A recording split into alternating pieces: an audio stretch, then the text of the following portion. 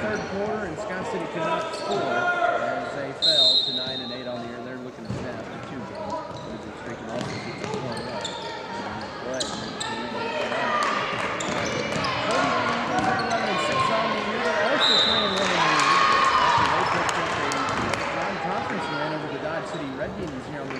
Friday night, 58-26, and they've won their last two here at home, including against Hugoton 10 days ago by the count of 60-26. So the Lady Eagles are 5-3 at home this year and 11-6 overall, and 3-1 in conference play. On the boys' side, should have a fun one with Scott City and Colby both 1-3 in conference play. The Beavers are 9-8 on the year after their loss at home to Holcomb on Friday night, 47-44. And they are looking to get back on the winning side after dropping two straight conference games with Ulysses and Holcomb. On the other side, the Colby Eagles, they are 5-3 at home this year. They are 10-7 overall, 1-3 in conference after they won a triple overtime affair where they snapped a two-game losing streak on Friday night. They had to go 3 overtimes but outscore Dodge City 11-0 in the third overtime to win 91-80 to get the record to 10-7 on the year. We'll have a little time here as they're still trying to wrap up the JV game, and we'll get to end here. It's a tight one there in the fourth quarter. Let's run down our standings coming into tonight in the substation. And I know we're getting down to that nitty-gritty of that, so it's always going to be interesting to see where Scott City could end up right now. Really cemented themselves in the top three in the 4A girls on the west side. Wellington comes in 15-1. McPherson and Circle are both 12-4. Those two do have another meeting between each other. I believe that's coming up here on Friday, if I'm not mistaken. But McPherson's already beaten Circle this year. Clearwater's 10-6. And then you get a three-way tie. It goes down to tiebreakers. You get Buhler, Andale, and Clay Center. They're all 9-7. That's 5-7. Buhler, Andale, and Clay Center. Concordia at 8-7. And then you have Scott City at 9-8 right now, sitting in the number 9 spots. Mulvane and Pratt are all 7-9. Chapman at 6-10. Hugoton at 6-11. Rose Hill and Augusta are both 5-11. Rose Hill has a tiebreaker. Winfield is at 3-13. They only take the top 16 teams out of each west or east, even though there's 18. So right now on the outside looking in, you have Ulysses at 3-15, and then Abilene at 0-16. Ulysses still can play their way back into sub-state play, but more than likely would end up, if they did, be back into 16. But they're at Winfield 3-13, Ulysses 3-15. So as it stands today, Scott City would be in that 4 teams, or in a way, the higher seeds get to host. So in the bracket for Scott City they would be in today, they would be going to Concordia, and then they'd be in the same bracket as Wellington and Winfield. And the higher seeds, doesn't matter what round it is, the first round or the semifinals or the sub-state championship, the higher seeds will automatically host. So right now, Lady Beavers on the outside are looking in right now, barely. But a win tonight would put them maybe back on the other side of things and get them back in the mix of things. And that's 4A West. But as it stands right now, I mean, they're not going to drop probably any lower than maybe 12. So they're in a pretty good spot right now at number 9 in the West. For the boys coming into tonight, you have McPherson undefeated at 16-0 and really well in control of things. Circle at 15-1, as I mentioned. Those two teams play on Friday, so it'll be interesting how 3, 4 go, and even 5. Hugoton at 15-2. They're right now the number 3 seed. And of course, tonight they have Ulysses, and then they come to Scott City on Thursday and wrap up their regular season on Friday. And they'll be at Holcomb on Friday. Abilene at 14-2, just a half game back. Pratt at 13-3. Andale 12-4. Mulvane and Wellington both 11-5. Mulvane has a tiebreaker.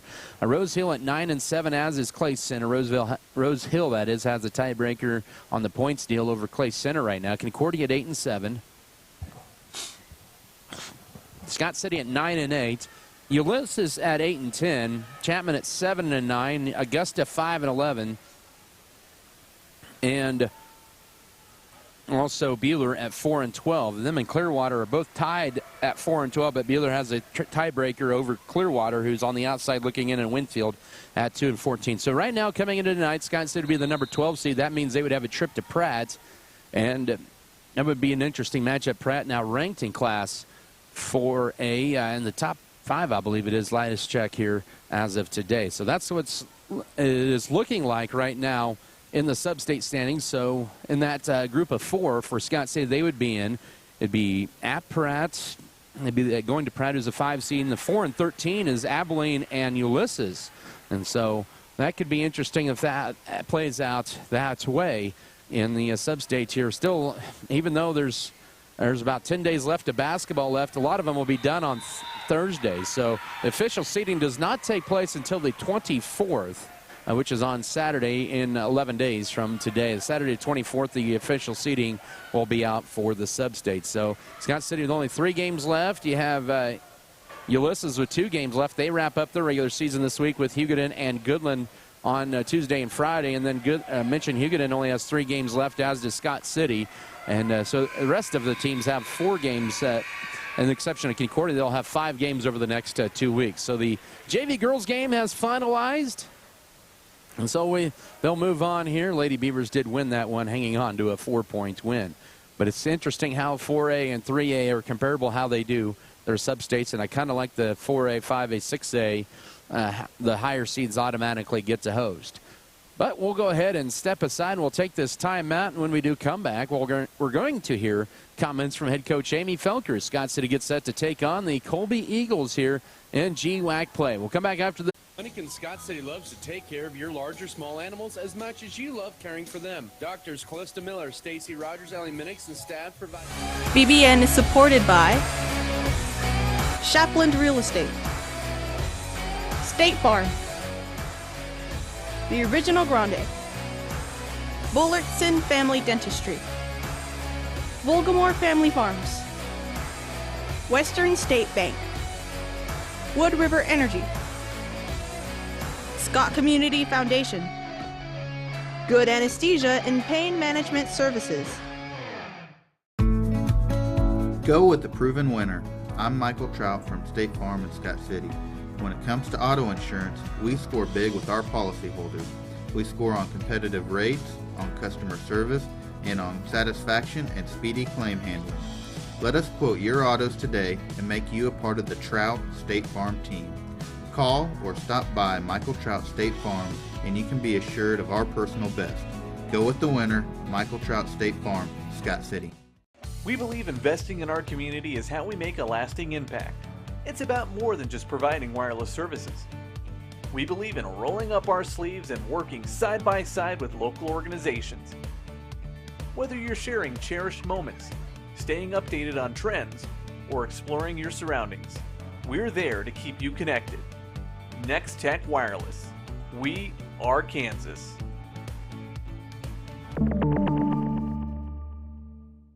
Fairleigh Feed Yard is dedicated to investing in our facilities and staff to provide the best experience possible for the cattle feeder and, in the end, the consumers of our product. We are always in the market to purchase corn and other commodities from local producers. Call our office at 620-872-2111 for current pricing. Our dedicated employees and their families are very important to us, and we are proud of their children that are current beavers and individuals that will grow into those roles in the future. Fairleigh Feed Yard is privileged to support Scott City youth and are honored to cheer on the Beavers.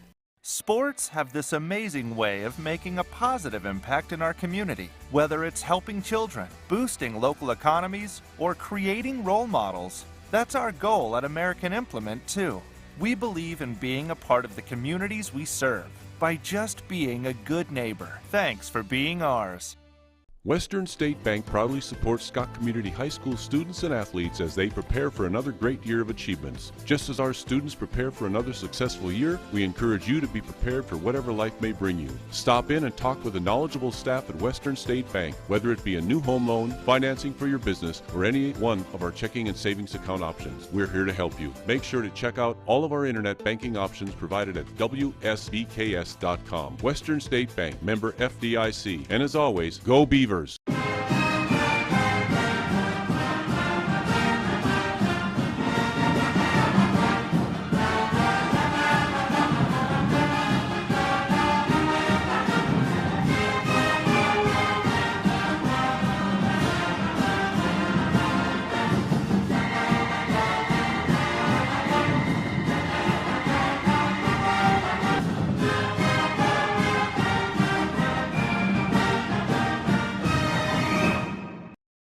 Holcomb got hot shooting, and you guys really struggled to score. What did you see with your team looking back on Friday night? The first half, we knew exactly what our game plan was. We really shut them down, and we made them really work for every single shot.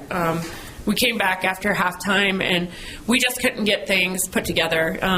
Offensively, we were just a little out of sync, and just nothing was happening. We weren't attacking to the basket and trying to get to the free throw line.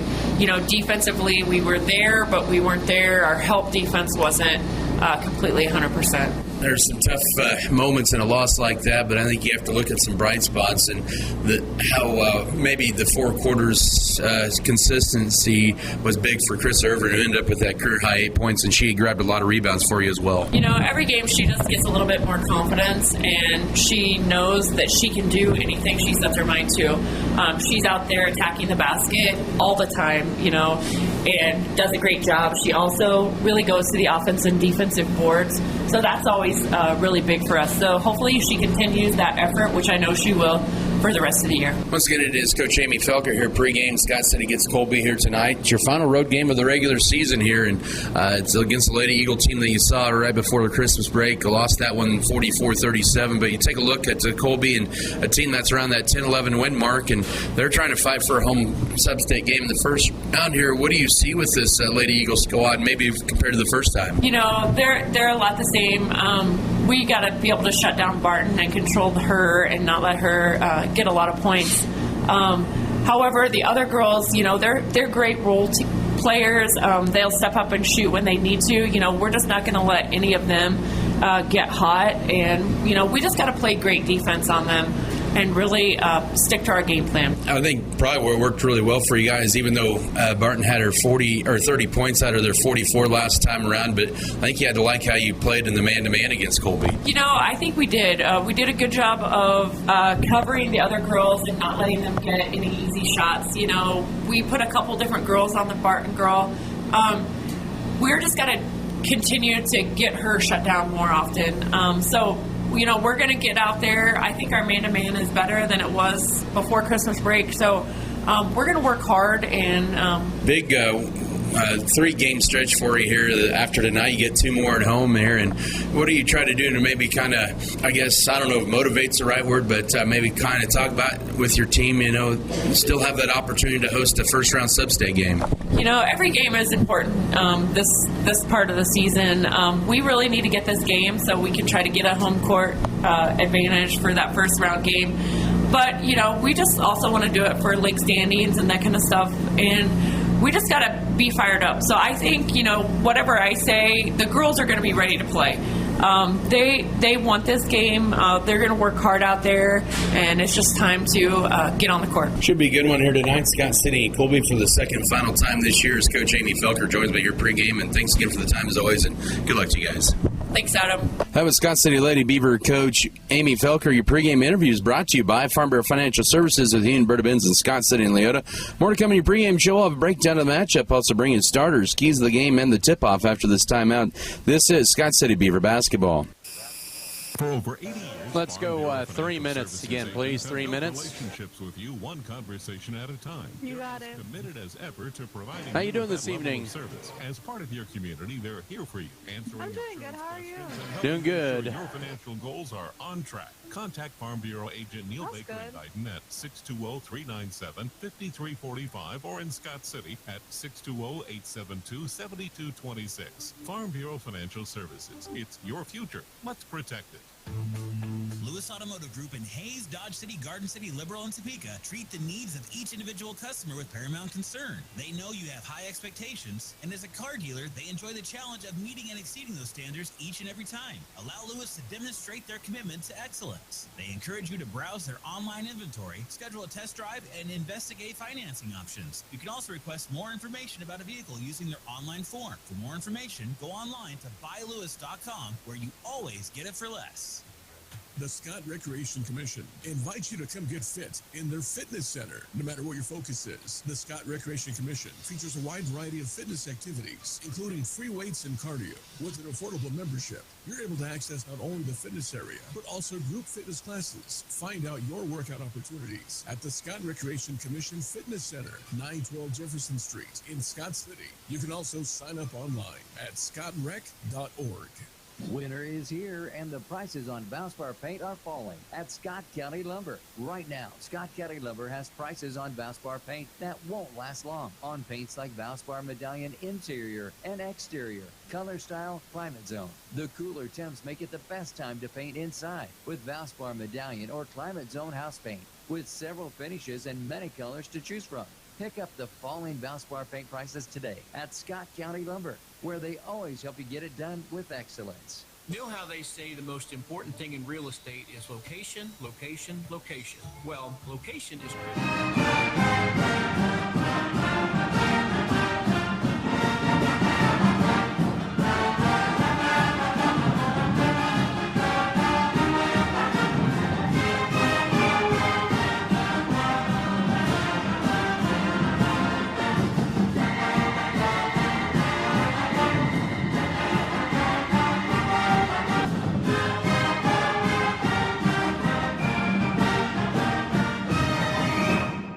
Transform your farm's future with premium hybrids, robust data, and unparalleled expertise from Axis Seed Red Barn.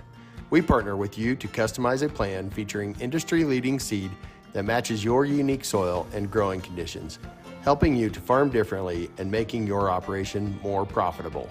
Contact us at www.redbarn.ag to gain access to premium seed proven to outperform. And go Beavers! Here to the Colby Event Center here for Beaver basketball here on Mix 94.5, WesternKansasNews.com, and 1,000 subscriber strong Beaver Broadcasting Network. I'm Adam Kadavy and Melody Toscano is going to be joining us there and running things back at the Mix 94.5 studios. Should be in for a good doubleheader here tonight, and for Scott City, it'd be good to see Megan Trout back in the lineup. She won't start initially, but she will get some minutes as she works her way back into playing time, and she missed the last 2 games due to a concussion suffered at Ulysses on 2nd of February, so it'd be good to get her back in the lineup. And Scott City will have their same 5 for the 3rd consecutive game as they look to snap their 2-game losing streak. It's Eagle Week for Scott City.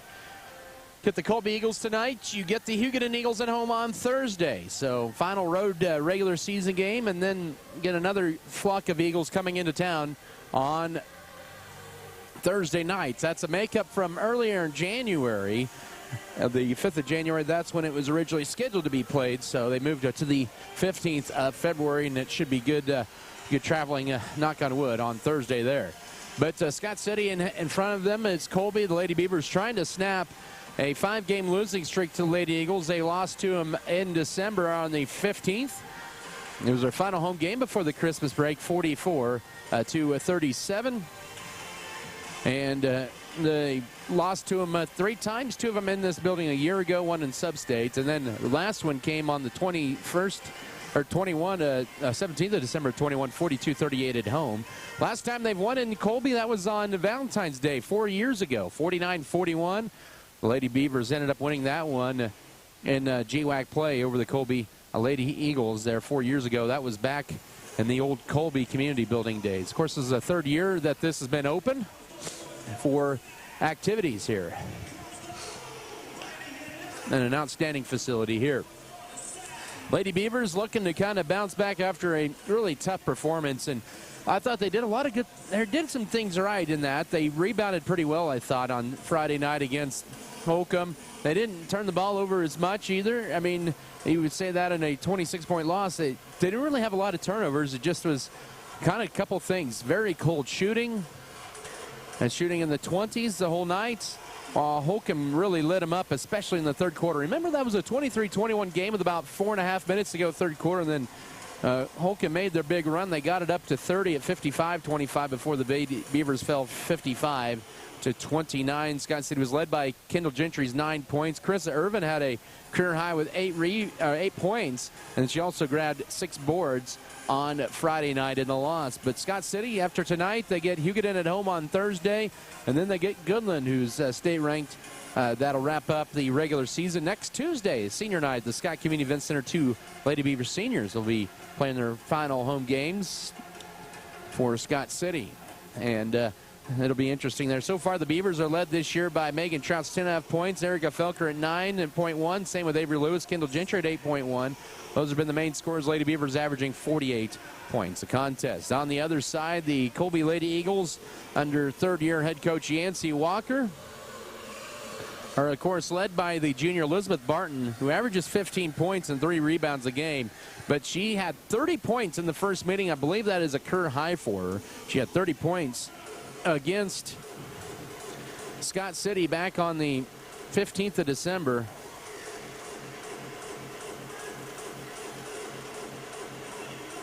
Yeah. And so Barton will be a tough one to corral there, but Bren Stanley's had some pretty big games. She had 15 points, and also a sophomore, Shaylee Holzmeister, starting to really come in to solid play as well. She had 12 points on Friday night against Dodge City, and sounded like on Friday night against the Lady Red Demons, Colby really pounded it into their post players, Holzmeister and Bryn Stanley. Those two combined for nearly half of the team's points, and then you throw in 17 from Elizabeth Barton. So look for those three to be the main focus yet once again here tonight. Scott City trying to snap this 5-game losing streak here against the Colby Lady Eagles, who go to Cimarron on Friday. And then they will host Phillipsburg next Tuesday night to wrap up the regular season. And Phillipsburg was an addition to the schedule. They had to reschedule some things around. They dropped their original meeting, or first meeting of the year with Goodland to accommodate the Mid-Continent League because Stockton left a year early out of their 2-year deal. So Stockton this year's their first year not in the Mid-Continent League, and probably forever since probably the MCL was originated. So a lot of the MCL teams were scrambling for games. And it is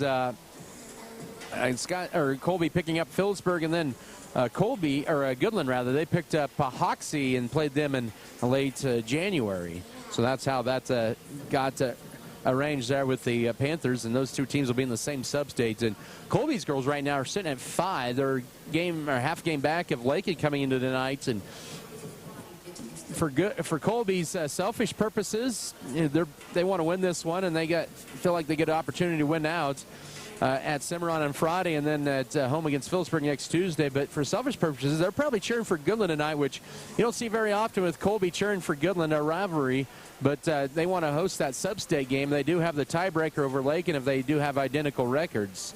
So keep that in mind. Lakin does still have a pretty tough matchup with Wichita County on the slate next week as well. But Scott City, as I mentioned, they got Hugoton at home on Thursday night, and then they have Goodland at home next Tuesday night. Should be some good games there at the Scott Community Event Center. Come on out and see them play a couple more times here, and hopefully things may stay. We'll see about that. We will take another timeout. Let's take another 3-minute break. We'll bring you starters, keys of the game, and the opening tip back in 3 minutes. This is Beaver Basketball. Transform your farm's future with premium hybrids, robust data, and unparalleled expertise from Axis Seed Red Barn. We partner with you to customize a plan featuring industry-leading seed that matches your unique soil and growing conditions, helping you to farm differently and making your operation more profitable. Contact us at www.redbarn.ag to gain access to premium seed proven to outperform. And go Beavers!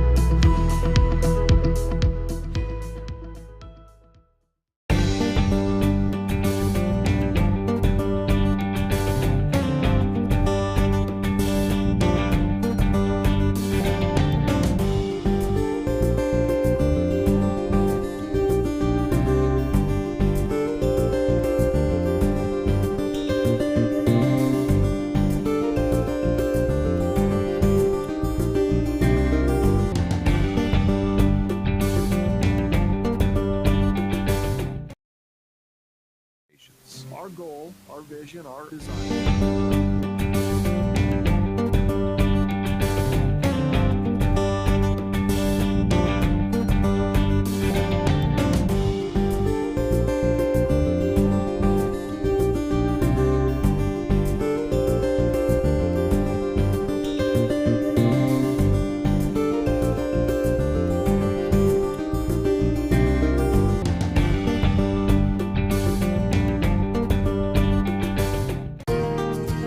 First National Bank of Scott City. One of the few places left that you could call today and speak with a person and be greeted at the door with a friendly face. Come see us at First National Bank, where you will feel at home. Let us help you with your banking needs, whether it be setting up a checking account, savings account, CD, or getting a loan for that new vehicle or home you have been dreaming about. Member FDIC, an equal housing lender. The dedicated team at Norder Supply is passionate about assisting our customers in achieving maximum net return per acre. That is how we define our success. Through unparalleled agronomic advice and best-in-class customer service, you can depend on us to do what is best for your operation. Ask them today about their spot-on service and how it can fill your needs. Norder Supply. Plain talk, exceptional results. BBN is brought to you by HRC Feed Yards, J&R, Next Tech Wireless, Red Barn Enterprises, S&T Communications, Scott County Hospital, Scott Co-op, Security State Bank, Turner Sheet Metal,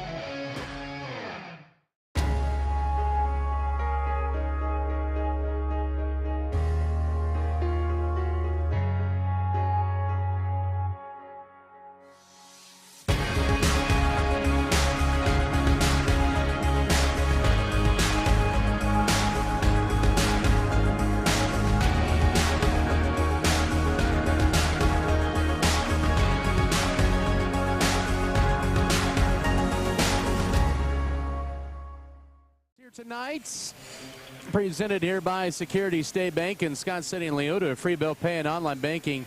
Safe, secure, and easy to use. Member FDIC. Starters tonight here for the Lady Beavers of Scott City, coached by Amy Felker in her 4th season. Her 20th season overall, assisted by Justin Froh and Amber Lotta. Starters tonight, Kendall Gentry, the 5'5 junior, averaging 8.1 points and 4 rebounds per ball game. Also, Erica Felker in the start. This will be her 80th career start.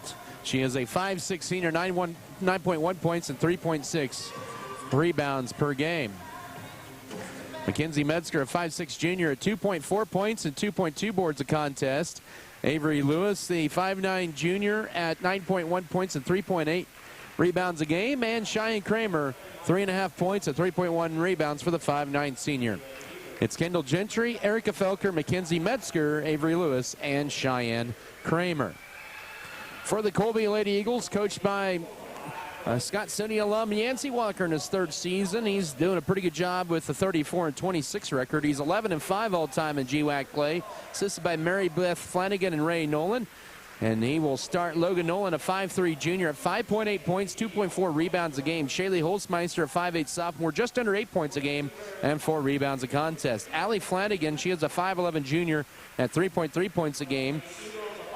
Elizabeth Barton, a 5'6 junior, 15 points, 3.6 rebounds a game. And Bryn Stanley, she is a 5'10 junior at 4.2 points and nearly 6 boards a game. It's pretty much an all-junior lineup and one sophomore. They don't have any seniors in their lineup. In fact, they only have, I believe, 12 players on their team. It's Logan Nolan, Shaylee Holzmeister, Allie Flanagan, Elizabeth Barton, and Bryn Stanley for the Lady Eagles of Colby, who average 46 points per ball game as they finish out the introductions of the starting lineups. That puts us to our keys of the game, presented by State Farm agent Michael Trout, where you go the proven winner when it comes to insurance. When it comes to insurance, they score big with their policy holders. Keys tonight for Scott City, I think the first key is they just got to continue to play their good defense. Second key is find ways to get to the foul line. This is not a bad free throw shooting team from Scott City. They need to find ways to get to the free throw line.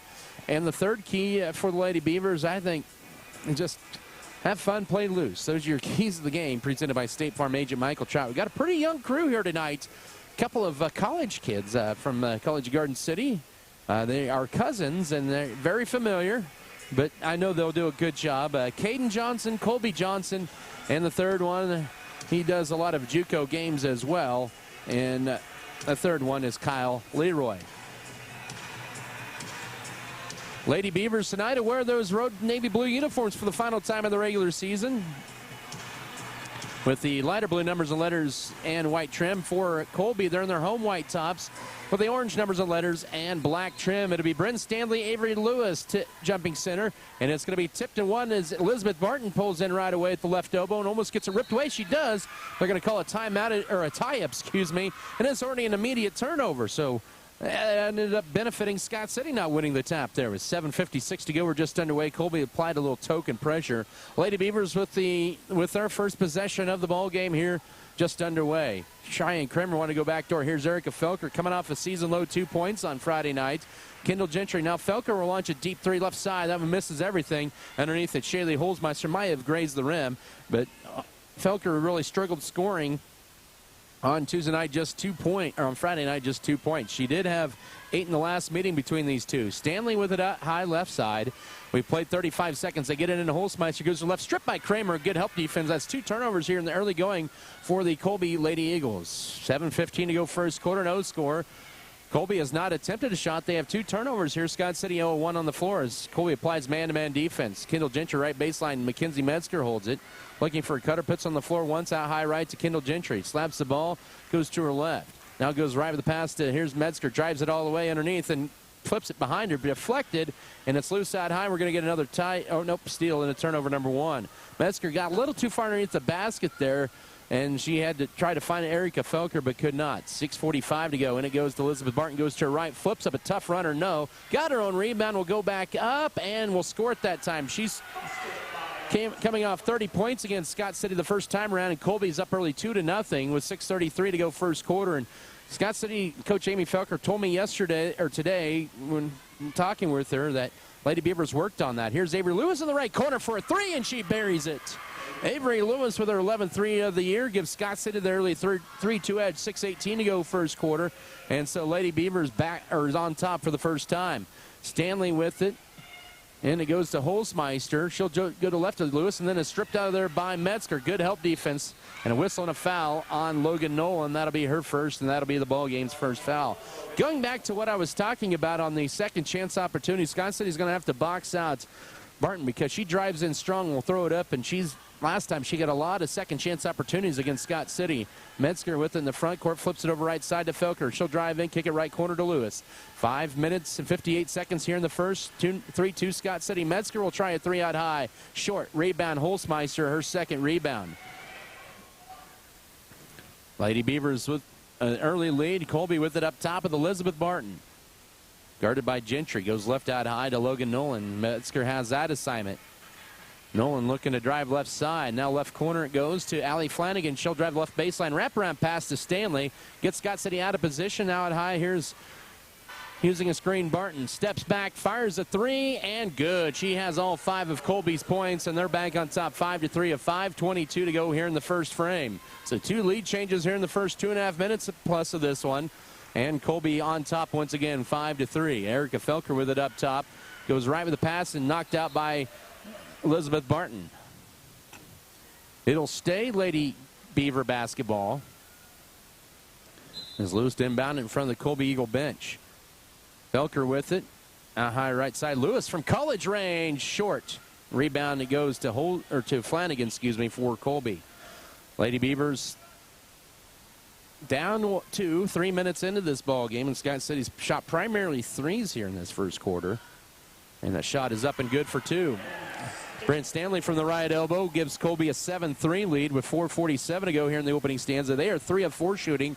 Despite having 3 turnovers, Scott City is 1 of 4, all from 3-point range. Trying to drive in Erica Felker, left side Mackenzie Metzger, and she draws a blocking foul on Elizabeth Barton out high. That's her first. Colby's second foul of the quarter. And it will be Lady Beaver ball here with 4:34 to go here in the first quarter. Lewis to inbound it in. Up top, it'll go to Mackenzie Metzger. Then holds it, trying to get it to Felker, but cannot. Now she finally flips it behind her. Colby does not go very deep. They'll only play maybe one off their bench, and not a lot of experience on that Colby bench right now, or this year anyway, but they've made it work. Lewis with it off a screen up top. Here's Kendall Gentry with 4:15 to go. Goes to the left side, now Cheyenne Kramer.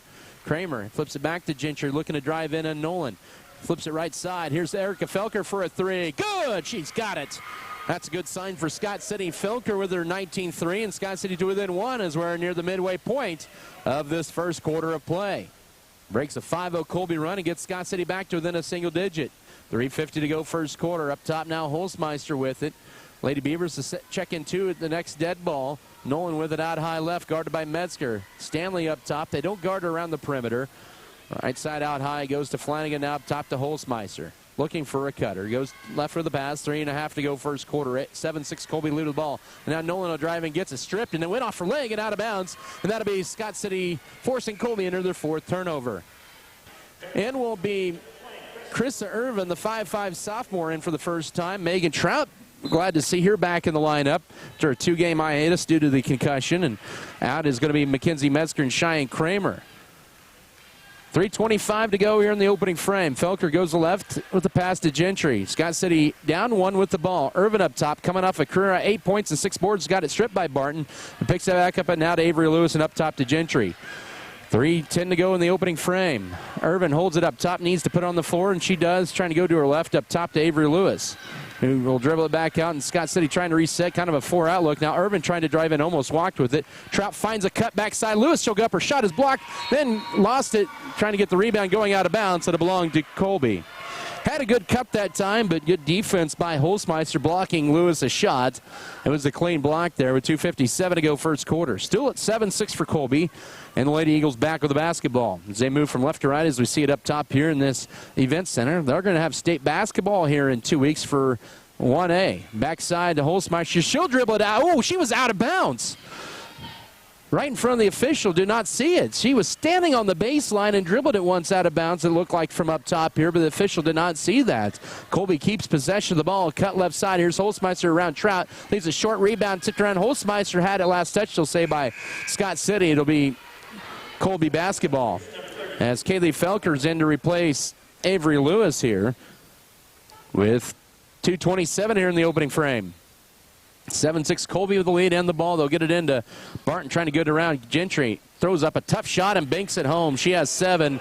She has 7 of the 9 points with 2:21 to go in the opening frame. And she's been the hot hand, 3 of 4 shooting. Colby 3 of, make that 4 of 6 in the early going. Scott City is 2 of 6. Both of their shots from 3-point range. Up top, Trout, final 2 minutes of this first quarter, left side to Felker. Lady Beavers down by 3. Here's Erica, drives in, gets a strip, but picked up by Trout. She'll go up, and she is fouled, and she'll get 2 free throws. That foul will be on Shaylee Holzmeister. That'll be her first. Colby's third foul. Scott City yet to commit a foul here with 1:59 to go first quarter. So Trout to the line. Her last outing was against Ulysses, and she scored in the first half. She did not play the second half. She had 4 points. And on the year, she is a 60% free throw shooter and knocks that one down. 1:59 to go first quarter. So Sadie Cheney in, and she's a 5'10 sophomore. She'll replace Bryn Stanley. So another cousin matchup here tonight we could see with Cheney and also Cheyenne Kramer. 9-8 as Trout hits them both. Cheney might be the only one that comes off the Colby Eagle bench here. 1:50 to go in this opening frame. This team was a buzzer-beating shot, or late shot away from beating Goodland last Tuesday in their place. Barton will take a strong to the rack, and it spins in. She already has 9, and it's 11-8. 1:40 to go first quarter. Scott City has not had an answer in 5 quarters they've played her this year. Gentry into the front court with it. Stops, needs help, trying to find a cutter, and tried to get Erica Felker, but it was deflected out by Allie Flanagan, and back in is going to be Avery Lewis, as she is going to replace Kendall Gentry. 1:27 here in the opening period. It's a 3-point Colby lead. Scott City ball 11-8. They've exchanged the lead a couple times, and deflected but picked up by Erica Felker. She'll drive in strong. Her runner is too strong. The rebound, that's going to be last touch, they'll say, by Holzmeister. And it'll stay on Scott City's end here with 1:22 to go in the opening frame. Erica to inbound it. will find it out right baseline to Avery Lewis. Gets a strip to her hands, picks it back up, and then a low pass to Felker. Back to Lewis, right wing. Quickly guarded by Flanagan. She almost pulled the trigger on a three. Now Chris Irvin with it high. Goes left with the pass to Kaylee Felker. Final 70 seconds. Deflected, pick back up. Kaylee now, through the hands of Irvin. She'll pick it back up.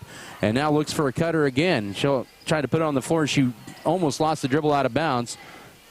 And now with it is Kaylee Felker at 55 seconds, and that'll draw a blocking foul. That'll be on Sadie Cheney, her first. Final foul to give on Colby in this first quarter. Scott City, by the way, has not fouled here in this first quarter. 56.2 to go in the opening period. 11-8, Colby leads it. They're 5 of 7 shooting, but they've got a lot of high percentage shots. Up top to Chris Irvin, guarded by Nolan, and now up top, here's Kaylee Felker. Erica Felker, a three for the tie on the left side is, that one rattled in and out. That'll be last touch, they'll say, by Colby, and it'll stay on Scott City's end. It feels like it's been about a minute on Scott City's end as Bryn Stanley in to replace Holzmeister for the final 47.3 to go first quarter. Still 11-8 for Colby. As Erica to inbound it in, does so to Avery Lewis, and bounce pass. Here's Erica looking to drive in. Needs help, finds Irvin now up top to Lewis, back to Erica. Trying to get it to Trout, and it's thrown away. Scott City's second turnover, intercepted there by Logan Nolan. And now with it is Elizabeth Barton with 30 seconds to work first quarter. Barton will go to her right, looking to take it all the way. Now right side, here's Flanagan for three. Good. Colby with 2 threes in this first quarter. Flanagan, who had 3 points in the last, or 6 points last minute, gives Colby a 14-8 lead with 17 seconds to go first quarter. You don't want her to get hot, her or Nolan from around the perimeter. They're tough to stop when those two are on fire. Now with it is Felker with 8 seconds. Goes right side, Kaylee Felker. Back to Erica with 5, with 4. Erica looking to go. Now Irvin will try a stowaway triple off to the right. And that's the end of your first quarter. 14-8, Colby leads after 1 over Scott City. We'll come back in the second quarter in 1 minute. This is Beaver Basketball. Hi, this is Brian from your... There's nothing more spacious than Western Kansas, and nobody closer than our communities. We are determined to keep our communities connected to schools, kids to teachers and parents. We believe a connected world is a better place. We're more than what we do for our hometowns. It's what we do with our hometowns. S&T is proud to be your family, your friends, your neighbor.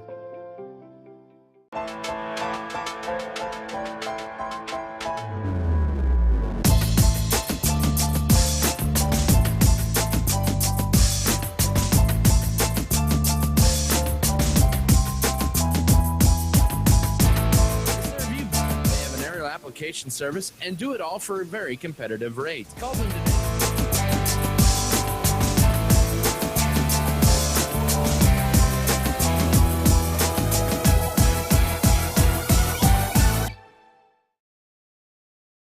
%, 6 of 8 in that first quarter. Scott City was just 2 of 8.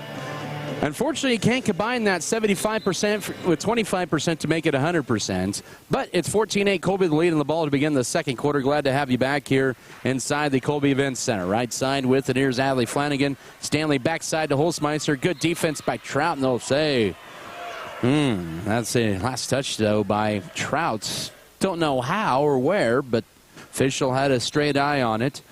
12 seconds into this second frame. Colby's led by Elizabeth Barton with 9. Scott City led by Eric Felker, and there's a foul on Cheyenne Kramer. That'll be her first, and that's Scott City's first personal foul.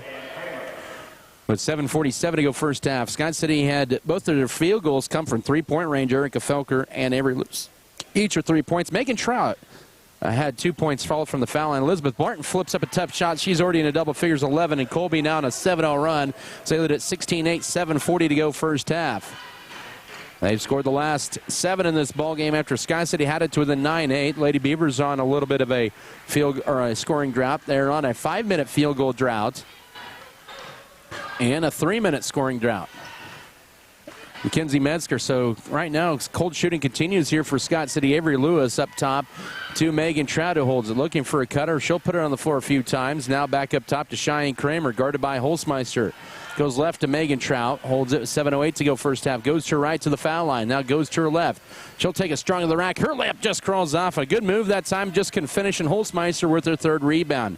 Scott City did not collect a rebound in that first quarter. 6:50 to go first half, and now that'll be last touched by Scott City as Barton lost the dribble, but it got slapped out of her hand. And then it's going to be Kendall Gentry. She will replace Erica Felker here with 6:51 to go. Here in the first half, 16-8, Colby the lead. They have the last 7 points of the ball game, Inbound into Elizabeth Barton, who's guarded by Lewis. Barton will weave her way in, up and under move over Lewis, and off to left. Good defense by Avery. And Cheyenne Kramer collects the board for Scott City. Just the third miss of the game for Colby from the floor here in this first half with 6:38 to go. Lewis with it up top now to Megan Trout, who holds it. Goes left to Kendall Gentry. Gentry guarded by Nolan, gets a screen, goes to the foul line right side. Mackenzie Metzger will launch a three. She'll be off on it, and the rebound backside to Elizabeth Barton for Colby. The Lady Beavers continue to struggle from the floor, but have shot a lot of threes, and taking in, scoring it, and one is going to be Martin. She has 13 with a free throw pending to extend Colby's lead to 10 with 6:19 to go first half. Kendall Gentry will pick up the foul. That'll be her first. Erica Felker in to replace Cheyenne Kramer, and Sadie Cheney will be in, and I believe she'll replace Logan Nolan. So Barton, who's Colby's best free throw shooter, to the line. She averages 15 points, already with 13 and a half as the Eagles continue their hot shooting, and she gets that one. And it's now a 10-0 run for Colby the last 3 minutes. 19-8, Colby with the lead. 6:15 to go first half. Gentry into the front court. Goes right of the pass. Here's Mackenzie Metzger taking all the way to rack. Her shot is stuffed from behind, and the rebound goes to Holzmeister again. That was a good move by Metzger, but got stuffed in a good defensive play by Colby. But Lady Beavers have not attempted very many two-point shots, and they're 4 minutes without a field goal. 5:55 to go first half. With it out high is Allie Flanagan. Up top now goes to Bryn Stanley. Stanley goes entry feeded into Cheney over Metzger and bounces off. Rebound. Megan Trout gets the rebound. Now lets it to Avery Lewis. Now to Gentry up top with 5:35 to go. Metzger right corner with it. She'll try to drive the right baseline. She's cut off. Now out high it goes to Felker. Scott City going to reset. Lady Beavers looking to score here for the first time in nearly 3.5 minutes. Here's Erica taking it strong to the rack, and she lays it up and scores it on the right side for her 5th point. 19-10. 5:21 to go first half. That breaks a 5-minute field goal drought. Make that almost a 7-minute field goal drought, Breaks a 4-minute scoring drought overall. 4.5 minutes. Now cutting in, layup by Cheney. Too strong. Metzger over the backside board. Scott City can cut in their deficit a little bit more here with 5 minutes to go first half. Trout tight ropes the baseline. And now into Erica Felker. Backside, here's Kendall Gentry off the glass. Yes, for two. Kendall on the board. And it's 19-12 with 4:52 to go first half. And Scott City, for the first time tonight, has a scoring run. That's their 4th point in a row, and they're back to within 7. 4:44 to go first half. Martin with the dribble up top, goes right with the pass. Now to Allie Flanagan, guarded by Avery Lewis. Flanagan, we'll skip it over left side to Bryn Stanley. She'll go left for the pass to Holzmeister. Holzmeister now to Elizabeth Barton. Barton, spin move. Go almost hooked there, and she'll split the defenders and draw the shooting foul, and that'll be a foul on Scott City, their 3rd of the quarter after they did not commit a foul in the first quarter. We'll get that on Mackenzie Metzger, her first. Barton back to the line. She already has 14 first-half points for Colby. 14 of their 19. Flanagan has 3, and Bryn Stanley has 2. 4:25 here in this second quarter. Been a fast-moving game, and Barton perfect on that one. 20-12 now. Logan Nolan back in for Allie Flanagan. So Colby yet to commit a foul here in the second quarter. They committed 4 fouls in the first quarter. Second free throw perfect, and it's now a 21-12 game. Lead back up to 9 for Colby as we are at the 4:20 mark of the first half. That'll end that 4-0 Scott City run. Felker gets a screen, pulls that mid lane right side, too strong, and the rebound ripped away by Holzmeister, ripped it away from her teammate Cheney. And Scott City back on defense again, down 9 near the midway point of the second quarter.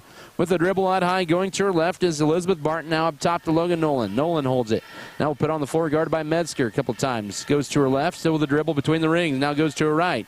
She'll go around, but good in defense. And now here's Holzmeister driving in. Pulls up in the paint line, drives it, misses. Stanley saves it in play, but it is going to be saved that time, and Colby maintains possession, then losing it out of bounds. But they'll say last touch by Scott City. Off a deflection, it'll stay Colby's basketball. Chris Irvin, Kaylee Felker back in. That'll be Megan Trout and Mackenzie Metzger here with 3:43 to go in this first half. Holzmeister gets it. Guarded by Lewis. She'll go to her left. Her runner line drives it. Denton's on the back iron, and she's got it. And it's back up to a 23-12 lead for Colby with 3.5 to go first half. Holzmeister with her first points of the night. She'll go Felker goes left for the pass. Here's Kendall Gentry into Kaylee Felker left elbow back to Gentry at high. Scott City down by 11. They'll get a holding foul. Logan Nolan. That's her second, and that's Colby's first foul of the second quarter with 3:21 to go first half. Eagle substitution. Back in will be Allie Flanagan to replace Nolan, who will exit with 2 fouls. 3:21 to go second quarter. 11-point Colby lead. Matches their largest, 23-12. Inbound up top to Kendall Gentry. She'll be guarded by Flanagan out high. Crosses over dribble, does Gentry. Kaylee Felker back to Gentry. Sees an alley, drives left side. Now is cut off, gets a strip by Barton, and that's going to be just the third Scott City turnover here. 3 minutes to go first half. Colby continues their hot shooting up 23-12. Scott City only 3 turnovers, but they also have only 2 rebounds, and a layup is good for Cheney. Her first basket is 25-12 with 2:45 to go first half, and Colby just continues to get shots right around the rim here in this first half, and Scott City's had no answer defensively. Here's Gentry trying to go left to Irvin, who saves in a play, but right to Bryn Stanley. Lady Beavers the back-to-back turnovers. 2.5 to go first half. And that's the thing with Scott City. They're allowing a little too much penetration into the paint by Colby in this first half, and they're getting a lot of high percentage shots, and right there's one of them, but that one's no good. Rebound tipped in Holzmeister to Stanley, and now it's Flanagan for another 3, and all of a sudden Colby finds themselves up by 16, 28-12. They are 3 of 3 on threes with 2:13 to go first half. It's just a 30-second timeout. We'll keep it right here. Basketball brought to you once again here tonight by American Implement, B&H Paving, Bartlett Grain, Beavertown, FFL, Beef Belt, Burning Farms, Brickover Cattle Company, Shells, Flowers, and more, Clint's, Diesel Repair, DeKalb Bayer, Farm Bureau Financial Services, Hugh and Berta Benz, Fairleigh Companies, First National Bank, Farm Bureau Financial Services, Neil Baker. Well, Lady Beavers have seen Colby just shoot the ball lights out here in this first half. Colby in this second quarter to 3, 4, 5 of 8 in this second quarter. That's 11 of 16 in this first half. Scott City 1, 2, 3, 4, 5, 6. They're 2 of 6 in this second quarter and 4 of 14 in the first half. Colby 3 from the line. Scott City 2 of 2, and it's 28-12. And I know Colby run. They've had run. They're right now on a 19-4 run over the last 7 minutes of this ball game, almost 7.5 minutes of this ball game. As Coach Amy Felker burns her first timeout, and just too many second chance opportunities as well by Colby in the first half, and that has allowed Lady Eagles to push their lead up. That's their 4th offensive rebound in this first half.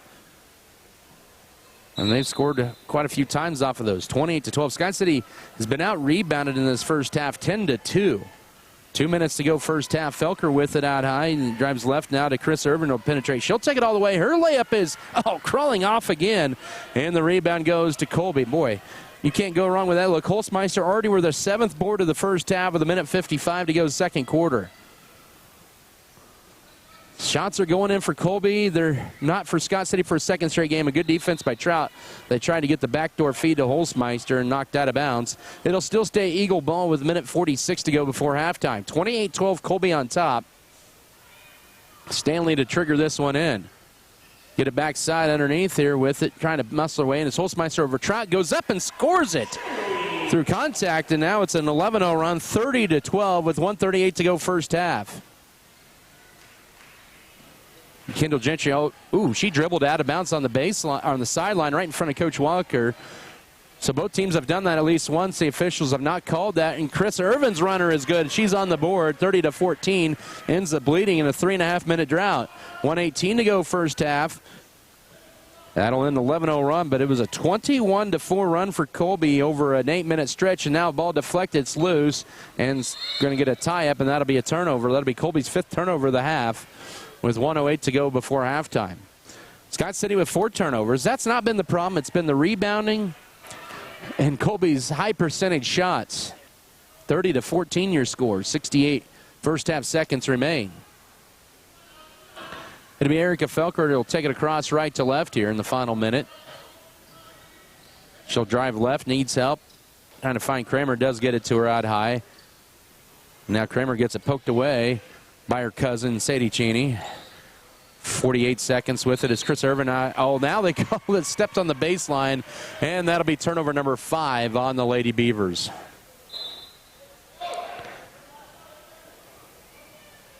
.40 seconds to go first half. Lady Beavers down 16 at 30-14. Barton with it up top. Will go right with the pass to Holzmeister. Back up top to Barton. And she'll pull it back out with 30 seconds to go first half. She'll go left. She has 14 points in this half, and here's a 3. Short rebound. Tipped out, another offensive board for Colby.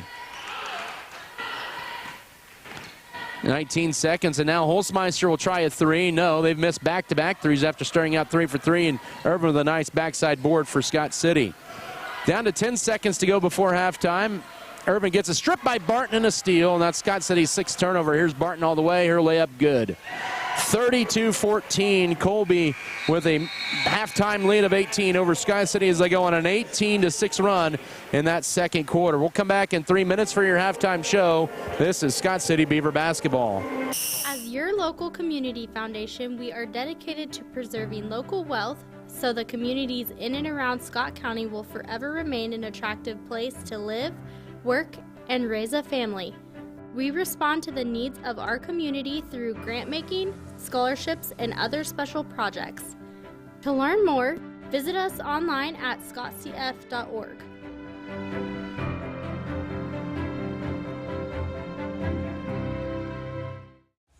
BBN is brought to you by American Implement, All-in-One Wash, B&H Paving, Fairley Company, Faroe Heating and Cooling, First National Bank, Great Western Tire, Harris Chiropractic,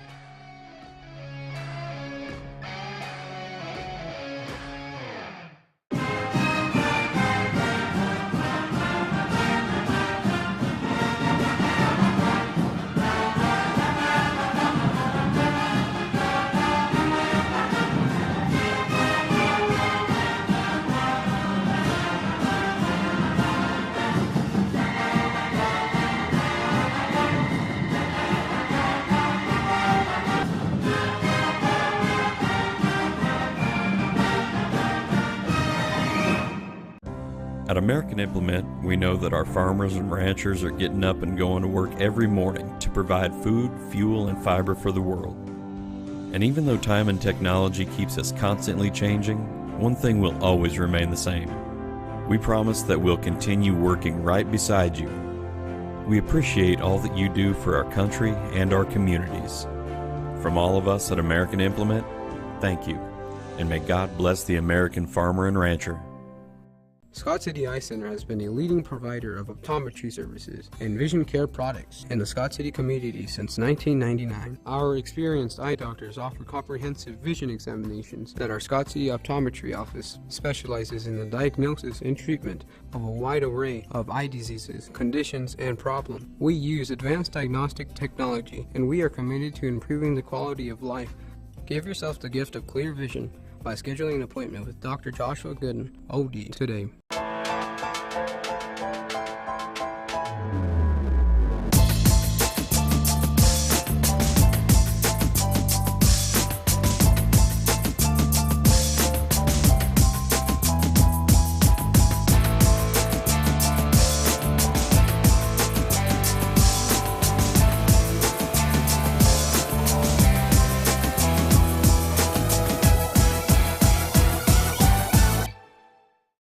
For the Precision Ag and Seed Halftime Show. Precision Ag and Seed is a proud supporter of all Scott City activities.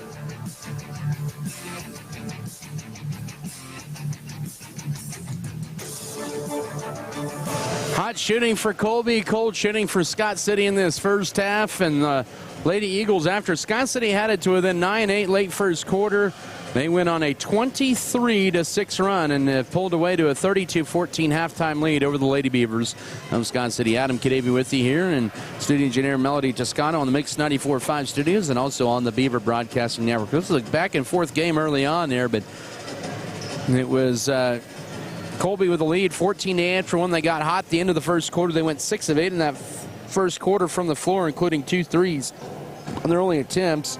And then the lead was back to 11. Scott City had to win 7 with 4:52 to go first half at 19-12. And then Colby went on a 13-2 run over the final 4.5 of the first half. And Scott City did turn the ball over a little bit more, but the story, only 2 rebounds for Scott City in that first half and 11 for Colby, as they had quite a few second chance putbacks as well. 32-14 your halftime score for the Lady Eagles of Colby. First half scoring for Lady Beavers of Scott City, Erica Felker leading the way with 5. 3 for Avery Lewis. She got the scoring going on a first quarter 3. Kendall Gentry with 2, Carissa Irvin with 2, and then Megan Trout with 2 free throws in the first quarter in her first game back in 2.5 ball games. Scott City had just 6 turnovers, but they had 4 of those in the second quarter. 4 steals, I mentioned just 2 rebounds and 3 total fouls. The entire first half, 3 players with 1 foul. For Colby, they were led by Elizabeth Barton, who continues her run on Scott City. She had 18 points in the first half, 9 in each quarter. 6 for Allie Flanagan, 4 on 2 threes, 4 for Shaylee Holzmeister, Sadie Cheney with 2, and Bryn Stanley each with 2. Also with 2, I should say, for Colby, as they were they finished with 5 first half fouls, 5 turnovers, and 5 steals. They had 6 defensive rebounds and 6 offensive boards, a total of 12 first half rebounds. 12-2 actually on the rebounding margin in the first half in favor of Colby. We'll take another 3-minute break. We'll come back with the rest of your first half stats. 32-14, Colby leads over Scott City at the break. Back in 3 minutes. This is Beaver Basketball. Specials that will steal your heart. Treat yourself in February and March. They said this place was too isolated to call home. They said it was too remote to build a community. And then one day, a farmer strung a copper wire from one fence post to another and changed everything. We didn't build the communities of Southwest Kansas. No, we just brought them together. BBN is supported by Norder Supply, Lone Tree Farms, Pioneer Communications, Beaver Booster Club, White's Food Liner, Scott City Eye Center, Shells, Flowers, and More, Scott City Pharmacy, Giftologists. Furrow Heating and Cooling of Scott City is a proud sponsor of Beaver activities. Brent and Angie take pride in helping our activities and support our students 100%. They can also help you with any heating and cooling needs that you have. Give Furrow Heating and Cooling a call at 620-872-3508 and see if they can help you with your needs today.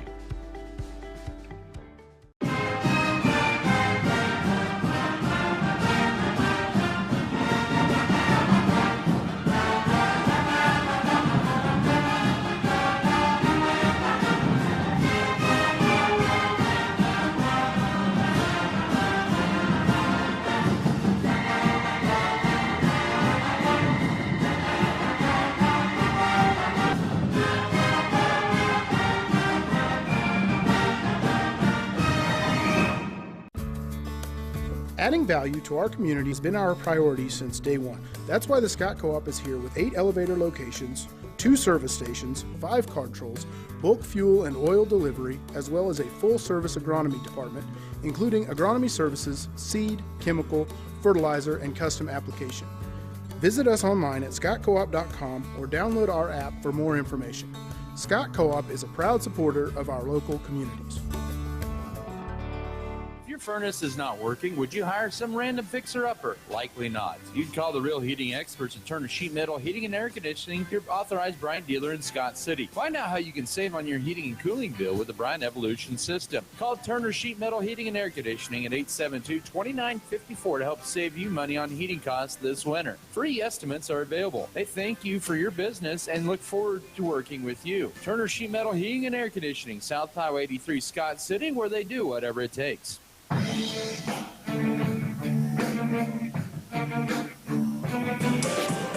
32-14 your halftime scores. We're down to the final minute of this halftime break. Let's take a look at some first half stats. Scott City was 5 of 16 in that first half, and they were good for 31%. 2 of 7 on threes, 3 of 9 on 2-point baskets, and 2 of 2 from the foul line. Colby was a perfect 3 for 3 at the line. They were 13 of 21 from the floor in that first half for 62%. 3 of 5 on threes and 10 of 16 on 2-point baskets. And from the free throw line, they were once again 3 of 3. Foul trouble, Colby had Logan Nolan with 2 fouls. Scott City did not have anybody in foul trouble. In fact, they only had 3 fouls that were distributed evenly. 1 foul for 3 different players. Beavers once again at home on Thursday night against Hugoton. Will host Goodland next Tuesday night. Goodland is in Lakin tonight, part of their throwback night. And Hugoton hosting, who do they have? They got Ulysses tonight. And I believe Cimarron and Holcomb are battling as well tonight. So that's kind of the story there. And the second half is officially underway. It'll be Colby's basketball as they move from right to left. Flanagan up top to Logan Nolan. Also Elizabeth Barton, Bryn Stanley, who banks it in for 2 around Trout. She has her 4th point, makes it 34-14 with 7:41 here in the third quarter. I believe if you look at a shot chart, you would see a lot of dots right around the basket. Here's Felker around the screen. She'll drive in, try to split in. A lot of contact, misses a layup, and the rebound, that's last touched by Flanagan, or by Barton rather, on the baseline. It'll belong to Scott City still with 7:27. It's Erica Felker, Megan Trout, Avery Lewis, Cheyenne Kramer, and Kendall Gentry, the starting 5 this third quarter for Scott City. So the original starting 5 for the first 14 or so games of the year. 15 games, I should say. And now ball deflected. That's last touch by Nolan as they try to get it out. It's to Gentry. It's still going to be Lady Beaver ball here with 7:16 here in this third period. Colby up by 20. They're on a 15-2 run over the last 5 minutes of play. Up top, Kendall Gentry holds it now back to Felker left side. He goes to Avery Lewis. She'll lob it into Trout. Goes to her right out high. Felker, she'll try to drive in. And tough bank shot. Oh, it spins off, and the rebound backside to Elizabeth Barton for Colby. Had a good look that time, but couldn't finish it. First minute of the second half, Colby with the lead in the ball. Left baseline, here's Holzmeister up top. Logan Nolan will try a deep 3. Misses off to the right, and the rebound to Cheyenne Kramer. And she gets fouled after she collects her second rebound. Elizabeth Barton with her second personal foul.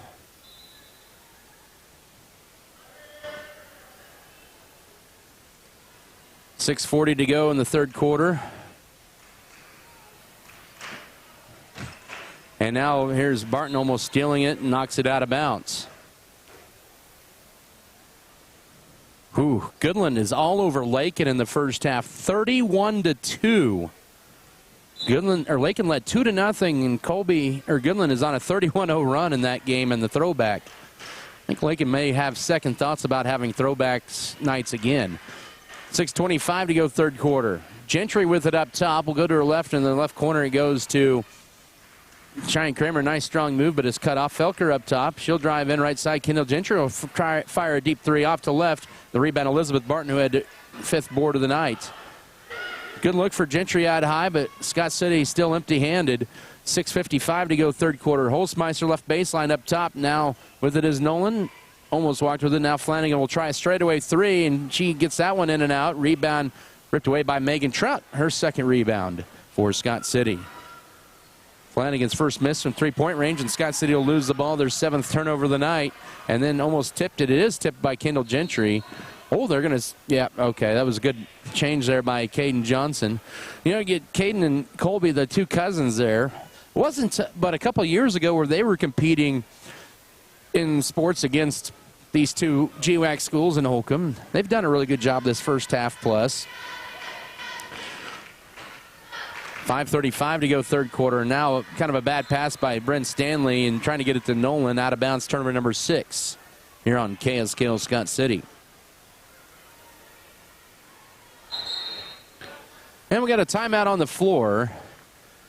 And it's the 32nd timeout taken by Coach Yancey Walker in his third season, with 5:34 to go here in the third period. Basketball presented by Fro Heating and Cooling, Fro Ag Service, Fro Electric, Good Anesthesia and Pain Management Services, Great Western Tire and Deckmart Furniture and Appliance, High Choice Feeders, Amy Farms, HRC Feed Yard, J&R Car and Truck, J&R Trucking, Jeff Beaver Advertising, Jackson Legal Group, and Lebanon Lawn and Tree.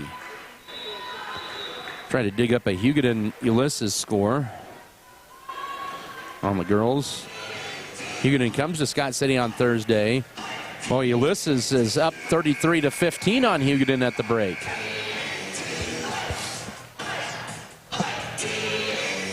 The Lady Tigers trying to snap a losing streak. Cimarron went in there and won by 10 on Friday night over the Lady Tigers of Ulysses. Out of the 32nd timeout, it should be Scott City basketball, and the officials are talking at the scorers table.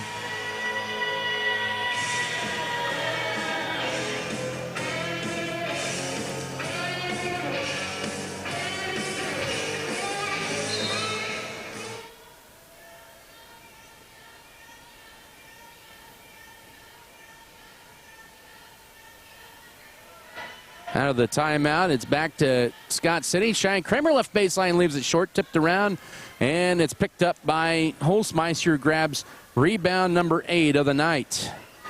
A good look for Kramer, her first shot attempt. 5:13 to go third quarter. Scott City continues their cold, shooting down 20. Colby has only scored 2 points in the second half. They get it into Holzmeister, and that one spins in for a 6-point. Scott City cannot get those shots to spin in, but Colby can. It's 36-14. 5 minutes to go third quarter. A little pressure in the backcourt by the Lady Eagles, but Scott City to bring it across with Felker left to right. Cheyenne Kramer with it out high, gets a screen, goes to her right. Needs help, pivots up top to Kendall Gentry. She'll go to her right, flips it right side over to Avery Lewis, trying to get a screen, almost a moving screen there. But I think there was a lot of pushing too. Shot no by Gentry, no, got her own rebound, follow up hacked. Now she'll split the defenders, goes up stuffed underneath the trot, and she'll get tied up, and that'll be Scott City's ball on the possession arrow. So a couple of rebounds underneath there by Scott City. Their first offensive boards of the night. 4:32 here in the third period. Erica Felker to inbound it. Scott City 0-4 in this second half from the floor. Erica right corner. She leads Scott City with 5. She has 5 of their 14 points. Avery Lewis with it. Goes right side to Felker. 36-14. In it goes to Megan Trout. Leaves her shot short, and then she gets the pushing foul over the back, and that'll be her first as Stanley had her boxed out, and that'll be team foul number 1 in the quarter on Scott City.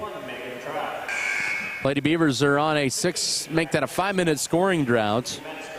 Mackenzie Metzger in for Cheyenne Kramer. Just everything going wrong tonight for the Lady Beavers. Their offense has been rough the last 2 games here. They've had some good looks, just not getting them to fall, and sometimes that mental part of it just starts creeping in a little bit more, and this kind of puts in a mental barrier. As we're near the halfway mark of this third quarter, they've done so many good things, but just score it, or have not been able to score it. Colby, though, is on the glass tonight. That's another big factor in this game as well. Stanley, the right block, now throws it left side and stolen by Gentry. Turnover number 7 on Colby. Here comes Gentry. 2-on-1 numbers to Mackenzie Metzger. Her layup on the left side is good. That was a good fast break for the Lady Beavers. 36-16. 3:45 to go here in the third quarter. So there they go, get points off turnovers. Nice transition by the Lady Beavers. Right side, here's Flanagan, steps back, guarded by Erica Felker. Right block, and good Elizabeth Barton spins, and she'll draw a holding foul on Scott City. That'll be their second foul of the quarter, and that'll be charged to Metzger, her second. Team second. Colby whistled for 1 foul this period. With 3:34 here in the third stanza. Brent Stanley inbounded. Not a lot of scoring here in this third quarter. And Gentry intercepts the inbounds. And Gentry with 1-on-3 numbers weaves her way, gets a stolen, but gets it eye off the glass. Can't get it to go. Tipped her, and it'll be saved by Barton into the hands of Allie Flanagan. Boy, Scott City missed the opportunity there, but good effort by Kendall that time. Just couldn't quite finish it through amongst the trees there. 3:15 here in the third. Flanagan goes left for the pass over to Shaylee Holzmeister. Back up top to Flanagan, right side to Nolan. She'll lob it into Stanley. Catches it, gets hacked, and that'll be a third team foul on Scott City this quarter. And that'll be the second on Megan Trout, says Caden Johnson. Krista Irvin and Kaylee Felker in. Kendall Gentry, Megan Trout exit. 36-16. It's just been a 4-2 Colby run in this first almost 5 minutes of the second half. Inbound in up top to Holzmeister, goes left on Lewis, leans, bank shot, crawls off. A rebound, Stanley backside, gets it stripped to her hands, but right there is now Flanagan right side. Oh, she might have gotten away the walk, but she's short on the three. And another Colby rebound. That's Holzmeister's 9th of the night. And that time they can't get the shot to go. That'll be saved by Metzger. She knocked it off of herself. Oh, man. That just maybe summarizes the night there for Scott City. Coach Amy Felker is about to half court trying to yell for a timeout, and she'll get it finally. And I believe it'll be a full, and it is. We'll take it as well with 2:46 here in the third, 36-16. Colby with the lead. Back in a minute. This is Beaver basketball.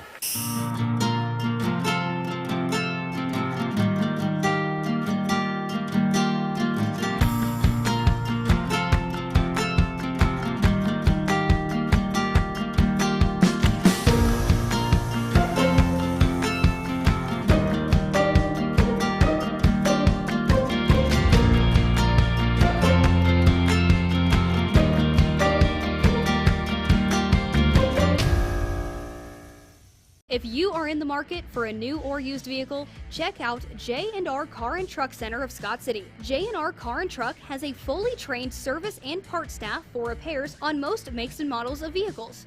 Locally owned and operated, J&R Car and Truck Center provides new and used vehicles. Stop on in and check out jrcarandtruck.com for your next vehicle. J&R Car and Truck Center, your Chevrolet and GMC dealership in Scott City. Head to your shopping destination for Southwest Kansas Giftologist in downtown Scott City.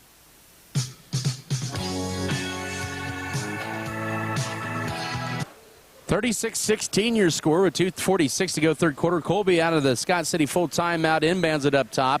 It's Logan Nolan now right side over back to Nolan from Flanagan. Flanagan now right wing with it, guarded by Felker. Scott City to his own defense. Up top to Logan Nolan, looks to shoot the three but doesn't pull the trigger. Back up top to Nolan. 2:28 here in the third. 36-16, Scott City trailing by 20. It's been a 4-2 run in this third quarter.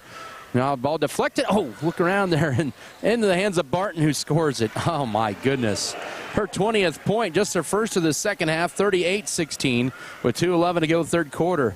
That time the ball was deflected. Irvin didn't get her head turned around in time, and Barton picks it up and goes left side and scores it. Erica Felker right wing with it, gets around the screen, drives in the paint. Now out high, here's Chris Irvin with a minute 55 and draws a block. That'll be the second team foul on Colby this quarter. That'll be on Elizabeth Barton. That's her third foul with 1:55 to go in the third quarter. As Sadie Cheney checks in to replace Barton, who exits with 3 fouls. And it goes to Avery Lewis. She'll take the 16-footer and knock it down. Nice shot for her. She has 5. Her first points since the first quarter, 38-18 with 1:50 to go third quarter. And a much-needed basket for Scott City. They have 4 points this quarter, just 6 for Colby. Right corner it goes now to Flanagan, guarded tightly by Felker. Minute 30 to go, third period. Stanley up top now to Logan Nolan, who will pull it back out. Colby with a 20-point lead. It was 32-14 at the break. As you can see, not a whole lot of scoring in this third quarter. Up top now to Allie Flanagan. Scott City has 2 to check in next dead ball. And going to her right is Cheney. Goes around Irvin halfway in and out, and the rebound to Kaylee Felker for Scott City. Lady Beavers trying to score 4 in a row here at least. Final 70 seconds of the third. Avery Lewis is going to drive in. She gets stripped going up, and she is fouled. I believe that'll be 2 shots, and that'll be Colby's third foul of the quarter. They're going to get that on Allie Flanagan at her first. So Avery Lewis, the line where she has 5 points, has the last 2 points for the Beavers, and is 70% on the year. Scott City's second trip to the line tonight. Colby's 3 of 3 at the line. Free throw for Lewis is good, and she has her 6 point, makes it 38-19. Now has the team 5 with with 1:06 to go third quarter. Megan Trout, Kendall Gentry in, out of Kaylee Felker and Krista Irvin. Second free throw on the way, and that is knocked down by Lewis. 38-20, lead back down to 18. Final minute of this third quarter. So Scott City with their second 4-0 run of the ball game. With the left side is Shaylee Holzmeister. Lobs in underneath. Here's a shot up. No for Cheney. Rebound pinballs around and right back to Cheney, who has it. After her miss there, and Colby will pull it back out. It's Nancy Walker directing that. 40 seconds to work third quarter. Nolan with the dribble gets a screen as she goes to her right. Now she'll drive it all the way to the rack and then lose it out of bounds. Oh, they'll say last touch by Scott City. It'll remain Colby basketball, excuse me. I kept it in the orange and black family. 36.3 to go here in the third.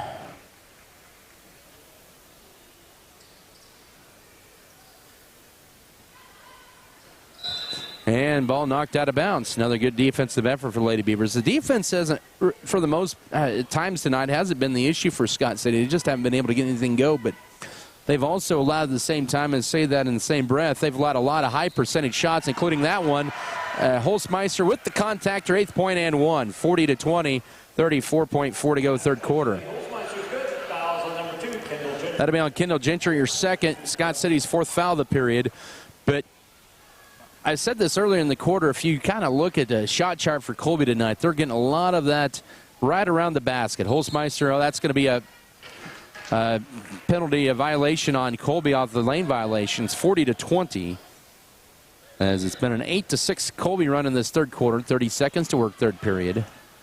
Kendall Gentry trying to direct the offense, and she draws a foul high. That's the final foul to give the quarter. That'll be on Holzmeister, her second, and the team's 4th of the period.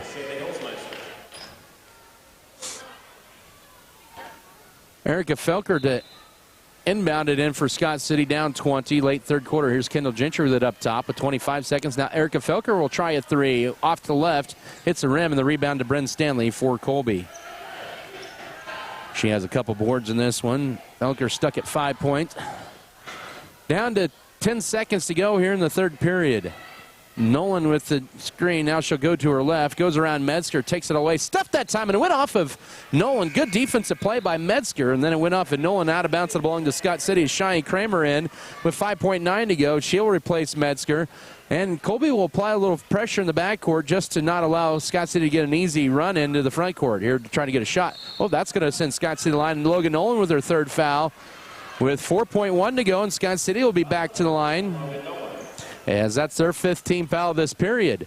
Gentry looking for her 3rd and 4th point of the night. She's 59% at the line this year at a second quarter basket.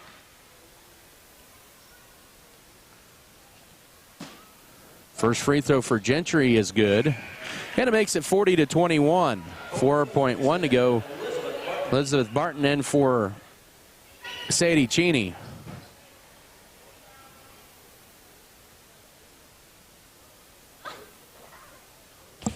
Second free throw pinned. It's good as well. She has 4. Scott City 6 of 6 for line, 40-22.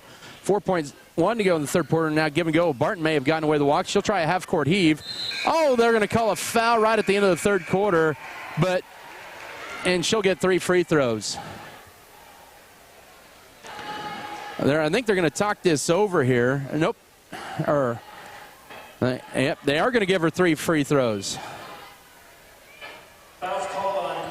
That'll be on Kendall Gentry, her 3rd. To be honest, it's one of those where she planted and Gentry was in the way there, and it should be just 2 free throws, but instead it's a shooting foul, and Barton's going to get 3 of those charity shots where she has 20 points tonight and is a perfect 3 for 3 at the line. Colby tonight is 3 of 3. 0.3 of a second. They do add some time. That one will bounce in, make it 41-22.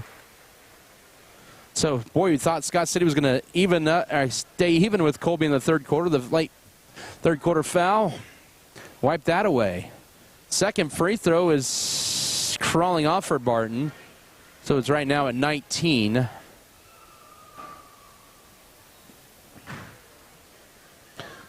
Colby will be either 4 of 6 or 5 of 6 in line.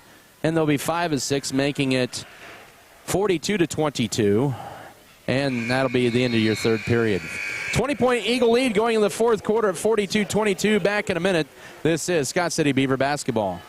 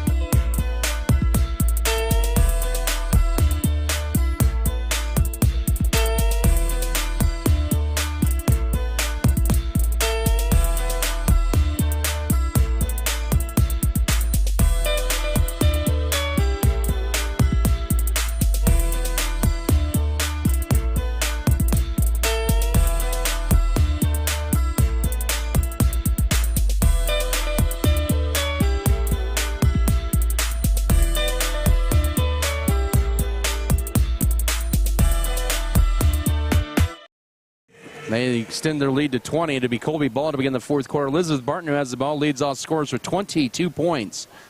And Logan Nolan with it. Also Shaylee Holzmeister, Bren Stanley, and Flanagan for Colby. Pass underneath. The Holzmeister puts it up and bounces in. She now has 10. Second Lady Eagle in double figures, 44-22, 7:40 to go. Scott City with Erica Felker, Kendall Gentry, Cheyenne Kramer, Megan Trout, and Avery Lewis. Avery Lewis with 7 to lead Scott City. Underneath it's to Felker, and she misses that one. Rebound, last touch, they'll say, by Colby. It belonged to Scott City as Felker tried for a 7th point there. As Chris Irvin in for Kendall Gentry with 7:26 to go. 22-point Colby lead. They've scored the last 4, and that is their largest lead of the night. Matches their largest lead. Out high to Chris Irvin. She'll drive in, pulls up at the paint. Her line drive rims off. Man, Scott City's had some good looks, so once again tonight, just cannot get them to drop. And the rebound to Colby as they'll bring it back the other way. Up top to Holzmeister, left side. Here's Nolan, first minute of this fourth quarter. They'll go right side. Holzmeister will try a 3, and that'll be short. Long rebound. This time Erica Felker collects it for Scott City. 44-22, first minute of this fourth quarter. Felker bring it across. Crossover dribble, drives to her left. Now she'll kick it out, but deflected right to Cheyenne Kramer. Chris Irvin will drive right side. She'll take it all the way. Her runner is good. She has 4. She has been continued to be aggressive off the bench. 44-24, 6:40 to go in this one. So Scott City with their first basket of the fourth quarter back to within 20. It's been a balanced scoring effect, but unfortunately for Scott City, it hasn't been a lot of points for everybody. Holzmeister back up top now to Flanagan. They'll go left side to Nolan, ball fake with 6:20 to go in this one. As Kinsey Metzger to check in dead ball. Right side to Holzmeister. Now here's a Flanagan 3, rimming in and out. Rebound, Stanley. Oh, she's fouled by Megan Trout. That'll be her 3rd. And the team's first of the quarter with 6:10 to go in this one. And yet another offensive rebound for Colby tonight. They have 9 of those. They have owned the glass on Scott City. That has really been a big story as well. They have about 19 rebounds. That free throw good. Makes it 45-24. Kaylee Felker, Mackenzie Metzger, and Cheyenne Kramer and Erica Felker exit. Back to 21-point Colby lead. And no, on the second rebound, Megan Trout collects her 4th board of the night for Scott City. 45-24, 6 minutes to go in this one. Metzger with it up top, goes right to Chris Irvin. Irvin now to Kaylee Felker out high around the perimeter up top to Avery Lewis. Lewis will hold it. 5:54 to go. Mackenzie Metzger with it. Looking to drive in. Goes right side to Chris Irvin. She's in alley. She'll drive right side. Nice dish to Trout underneath, who will go up and score it. She has 4. Her first field goal. 45-26 with 5:43 to go. Good job by Irvin creating the traffic to come her way, and then she'll nice dish off that time and the score. To Trout. 5.5 to go. Right side to Flanagan at the wing. Up top to Nolan. It's Colby being patient on their possession, and why not? You have a 19-point lead with 5:20 to go. Nolan up top with it. Right side, it goes over to Holzmeister. Flanagan underneath to Stanley, deflected, but right to Holzmeister, and she'll throw one up. No, but Stanley with an offensive board misses that put back, but Holzmeister comes out of nowhere, and her reverse scoop shot. No, and 2 more free throws coming up. The Scott City getting beat on the glass once again here. Holzmeister with 2 free throws coming up.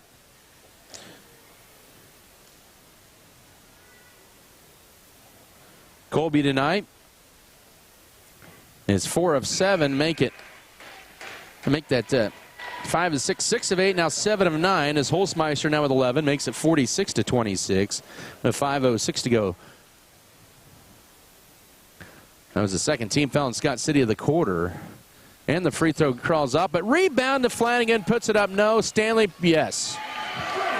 Oh my, the offensive rebounds and timeout for Amy Felker. She's seen enough, as that's her 7th point. 48-26 is now your score. 4:59 to go. It's a full timeout. We'll come back, or maybe it's just a 30, but we'll keep it right here right now.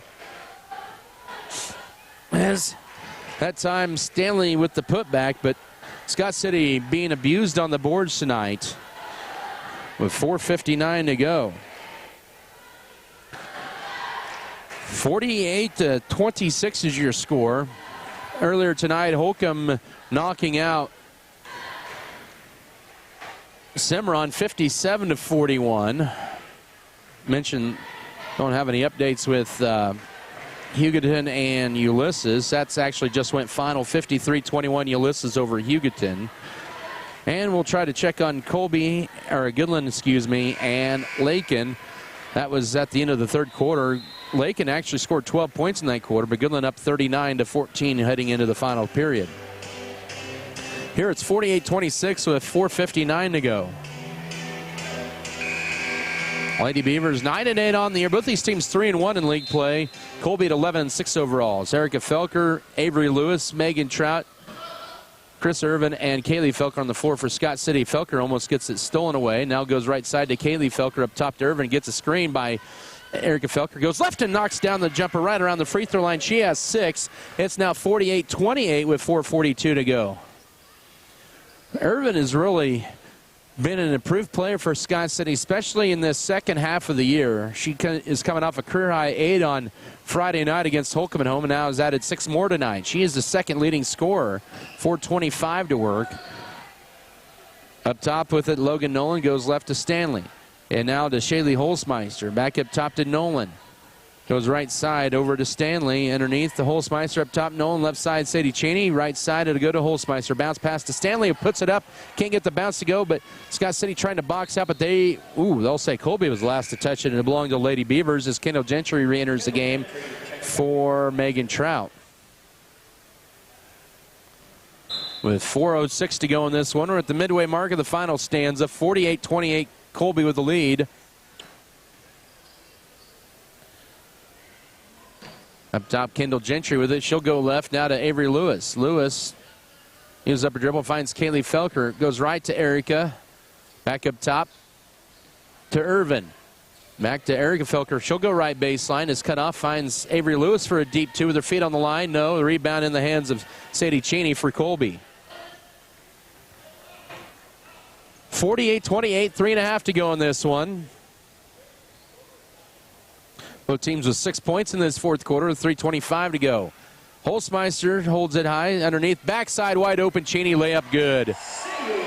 Sadie Cheney with now 4. It's 50-28 with 3:17 to go. Felker with it. Goes right with Avery Lewis. She'll stop. Now back up top to Gentry. Gentry looking to drive left. Goes left corner to Chris Irvin. Back out high and working around to Gentry between the circles with 3 minutes to go. Gentry bounced past Kaylee Felker. Now here's Kendall Gentry. We'll go back up top to Erica. She may have walked with it, and she'll drive in. Her scoop shot won't crawl in, and the rebound fought for, and it's ripped away by Holzmeister, who's got a double-double. Her 10th rebound right there with 2:45 to go. 50-28. Holzmeister with a bounce pass. Good position by Stanley, and she'll score it. She has 5 in the quarter, 9 for the game, and it's 52-28 with 2.5 to go. Right side, here's Chris Irvin, pulls up. Now finds Kendall Gentry. Erica Felker for a college range 3 straight away. Good. She has 2 threes and 8 points. 52-31 with 2:22 to go. So Scott City knocks down their 3rd triple tonight, their first since the opening quarter. But it's a 21-point game here with 2:14 to go. Lady Beavers are going to drop to 500 with Hugoton coming to town on Thursday. Colby is going to go to 12-6. They've got Cimarron and Phillipsburg to wrap up their season. Colby will throw it away, their 9th turnover. Then with it is Scott City. Lady Beavers have 9 turnovers as well tonight. That's not been the issue. Minute 55 to go. Bounce pass. There's Erica Felker. She'll lean in and she'll get fouled. And that'll be on Shaylee Holzmeister, her 3rd. The 2nd Colby foul of the 4th quarter, the minute 53 to go. Felker with 8 points, looking for points 9 and 10 as she has the team high. On the year, Felker just 59% at the line, and that free throw is off the heel. And whole new line change for Colby, but Mackenzie Metzger, Cheyenne Kramer in for Scott City. Kaylee Felker and Avery Lewis exit. In for Colby, you have Calissa Bandy, a 5'8 sophomore. Emily Flanagan, a 5'4 freshman. That second free throw for Erica misses as well. Man, she has really struggled lately at the line. And then is Harper Vaughn who gets the rebound. She's a 5'7 freshman. Up top now to Maddie McCarty, a 5'9 freshman. And now Vaughn and driving in. The layup is high of the glass. No. Rebound stripped out of there out of Flanagan's hands. And here's Kendall Gentry racing across with a minute 33 to go. Pulls up. Finds Chris Irvin. Irvin will drive left side. It's cut off now to Kendall Gentry. Also in there for Colby's Libby Sander, a 5'5 freshman. Here's Kendall's runner. Good for 2. She has a half a dozen. 52-33. Scott City with 5 in a row with minute 13 to go. Lady Beavers are going to drop to 500 and 3-2 in the conference. Colby at 12-6 now, and a whistle push out high, and that'll be on Erica Felker. That'll be her 1st and the team's 3rd of the 4th quarter.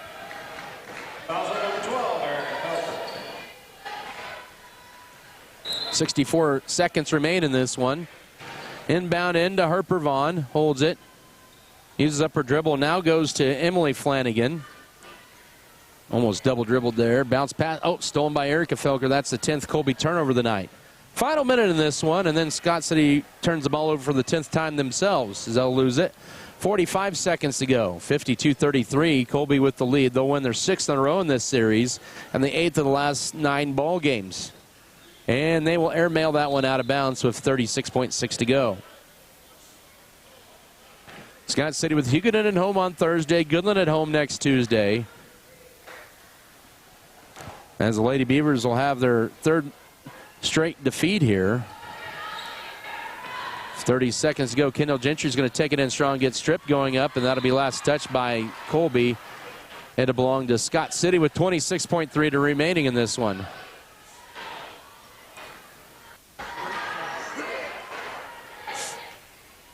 (52-33) your score. Erica Felker looking to inbound it in. Just gets it to Kendall Gentry. Right baseline jumper a little strong. And the rebound backside to Harper Vaughn for Colby. The Lady Eagles have dominated the glass here tonight. Down to 18 seconds to go in this one. Pass in the front court. And now Colby will hold it out maybe. 10 seconds to go. With it here is Maddie McCarty. Bounce pass up top to Libby Soner. Soner will hold it, and that'll be it. Colby will sweep Scott City here in the regular season series. 52-33 your final. Lady Beavers are now 9-9 on the year, 3-2 in the league. Colby 11-6 on the year and 4-1 in conference play. We'll begin our post-game coverage after this 3-minute timeout. This is Scott City Beaver basketball. The world needs more farmers. People who know the land. People who support rural communities. People who are as diverse as each acre they care for. But unless you've been born and raised on a family farm, it's nearly impossible to become a farmer. That's why we are building a team of people from our hometown and across the world to do what they love. We are not just a family farm. We are a multi-family farm. We are Volgamore Family Farms.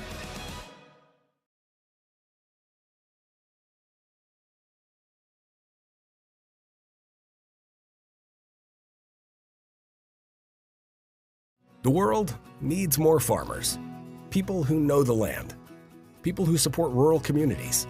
People who are as diverse as each acre they care for. But unless you've been born and raised on a family farm, it's nearly impossible to become a farmer. That's why we are building a team of people from our hometown and across the world to do what they love. We are not just a family farm. We are a multi-family farm. We are Volgamore Family Farms.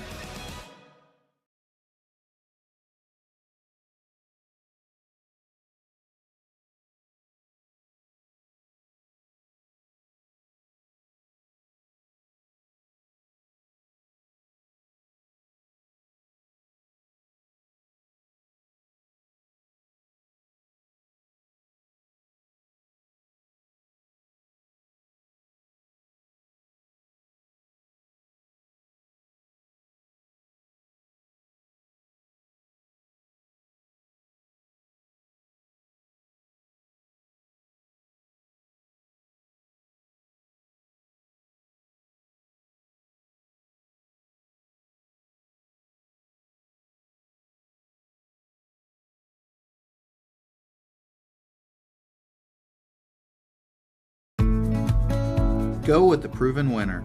I'm Michael Trout from State Farm in Scott City. When it comes to auto insurance, we score big with our policyholders. We score on competitive rates, on customer service, and on satisfaction and speedy claim handling. Let us quote your autos today and make you a part of the Trout State Farm team. Call or stop by Michael Trout State Farm and you can be assured of our personal best. Go with the winner, Michael Trout State Farm, Scott City. We believe investing in our community is how we make a lasting impact.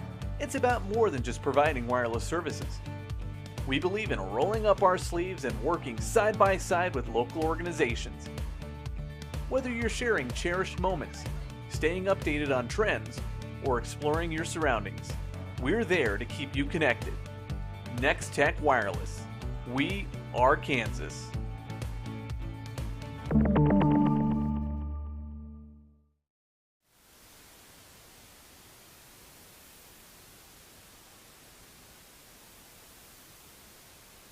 He's going to want to get it out of his hands. So, you do think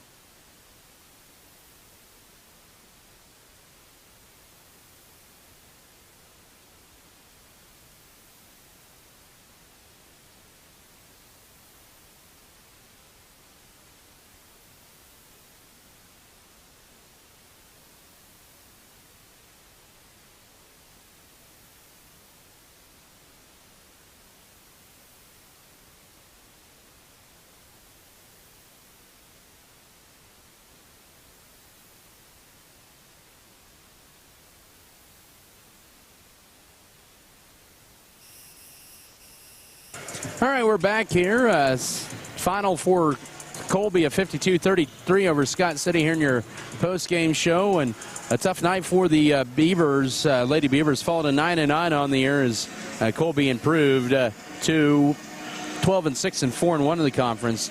Scott City with back-to-back league losses. Colby was led by Elizabeth Barton with 22, 11 for Shaylee Holtzbein. She also grabbed 10 rebounds, 9 for Bren Stanley, 6 for Allie Flanagan, and 4 for Sadie Cheney, as they had 11 turnovers tonight, but they also had 13, 12, 25 total rebounds. Scott City only with 10 rebounds unofficially here. Colby tonight from the line, they were 2 of 4 in that fourth quarter, and 5 of 6, 7 of 10 for the ball game. Scott City was 6 of 8 at the line. They were led in scoring tonight. Erica Felker with 8, 7 for Avery Lewis, 6 for Chris Irvin, and also Kendall Gentry, 4 for Megan Trout, and 2 for Mackenzie Metzger. That was the scoring tonight for Scott City. Lady Beavers had 10 turnovers, and that was the final here. We'll take a 30-second break, and when we come back, we'll begin our boys pregame with head coach Brian Gentry. Back in 30 seconds. This is Beaver basketball. You know how they say the most important thing in real estate is location? We believe investing in our community is how we make a lasting impact. It's about more than just providing wireless services. We believe in rolling up our sleeves and working side by side with local organizations. Whether you're sharing cherished moments, staying updated on trends, or exploring your surroundings, we're there to keep you connected. Next Tech Wireless. We are Kansas.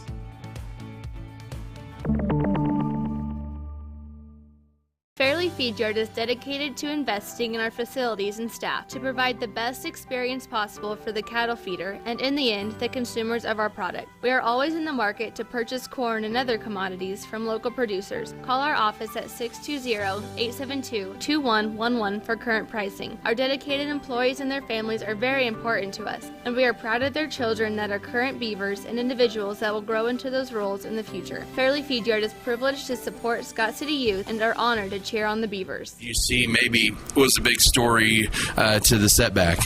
I mean, yeah, you get into the free throws, which was a big part, and their guards did a good job of getting downhill, and then they were patient, shot fakes and things like that our guards left the ground, and they were able to get to the line. So, our guards got downhill and did good things. We're not always patient once we get there. We kind of let the other team off the hook when we shoot quicker shots, and we don't really, make them guard or get to the line as much. So it just got to be a little smarter. The hard part, for our guys is all of these games, have been close. So there's always, a couple possessions that you look at that are, kind of magnified, because when you lose by a point or you lose by 2 or 3, there's so many of those possessions that, could have been the difference maker. But, a lot of credit to our guys, especially in that second quarter. Jackson gets foul trouble and we continue to battle. Eloy and Sage both knocked down a 3 to give us the 1-point lead.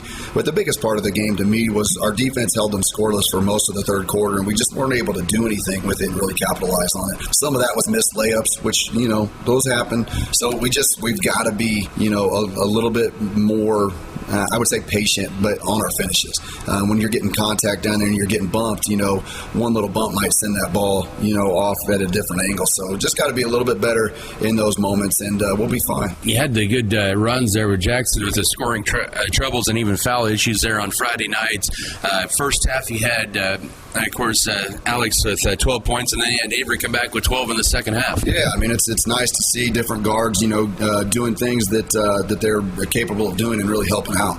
Alex really got hot that first quarter, gave a lot of confidence to our guys, and then Avery scores in ways that you don't have to set up a play. He's a great slasher, he's big, and when he gets downhill, he's pretty dangerous. We had a conversation with him at halftime about, settling for mid-range jump shots. With his size, we want him to rip and go, and he did that, in the second half, and he got an and one, he got to the basket. So a lot of good things are coming. Eloy ends the game with 7 assists, so he's running our offense well. Sage hits a big 3 in the fourth quarter to kind of give us life. So a lot of guys are doing things. We just have to close out the game, and that's what can be really challenging for a group is to have so many of these close games just get past us, and to keep their confidence and to keep showing up for practice says a lot about our guys. They're never out of any game. They give themselves a chance. We're going to continue to give ourselves chances as we close out this regular season into the postseason. Coach Brian Gentry here in the pregame tonight. Scott City faces Colby at round 2. It's been forever, it feels like, since you guys have played Colby, and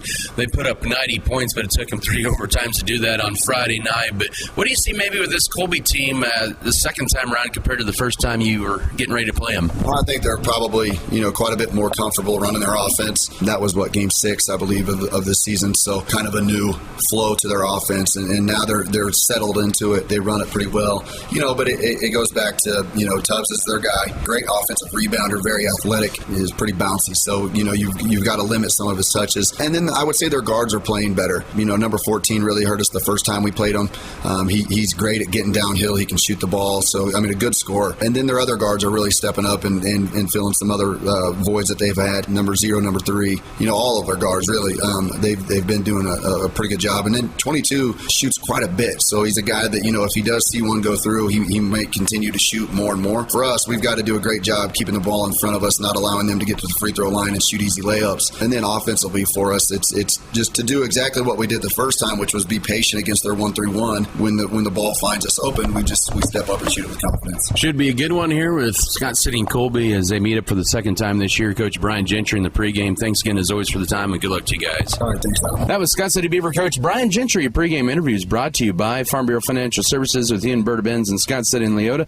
More to come in your pregame show. We'll have a breakdown of the matchup. Also bring you starters, keys of the game, and the tip-off. After this timeout, this is Scott City Beaver basketball. Sports have this amazing way of making a positive impact in our community, whether it's helping children, boosting local economies, or creating role models. That's our goal at American Implement, too. We believe in being a part of the communities we serve. by just being a good neighbor. Thanks for being ours. Western State Bank proudly supports Scott Community High School students and athletes as they prepare for another great year of achievements. Just as our students prepare for another successful year, we encourage you to be prepared for whatever life may bring you. Stop in and talk with the knowledgeable staff at Western State Bank, whether it be a new home loan, financing for your business, or any one of our checking and savings account options. We're here to help you. Make sure to check out all of our internet banking options provided at WSBKS.com. Western State Bank, member FDIC. And as always, go Beavers!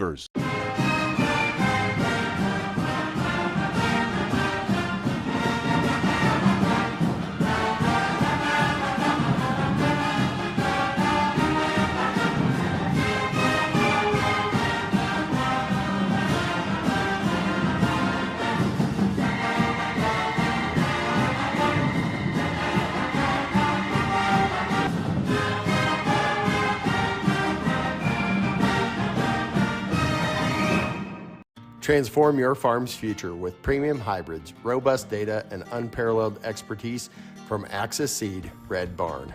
We partner with you to customize a plan featuring industry-leading seed that matches your unique soil and growing conditions, helping you to farm differently and making your operation more profitable.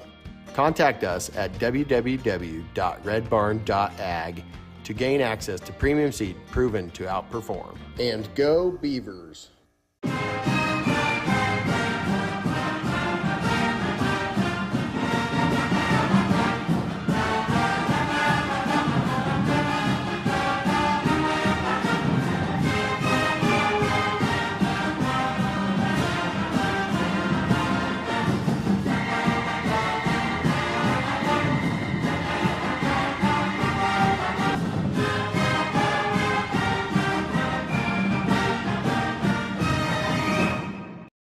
Season sweep here of the Eagles. It's been the first time since the 2016-17 seasons.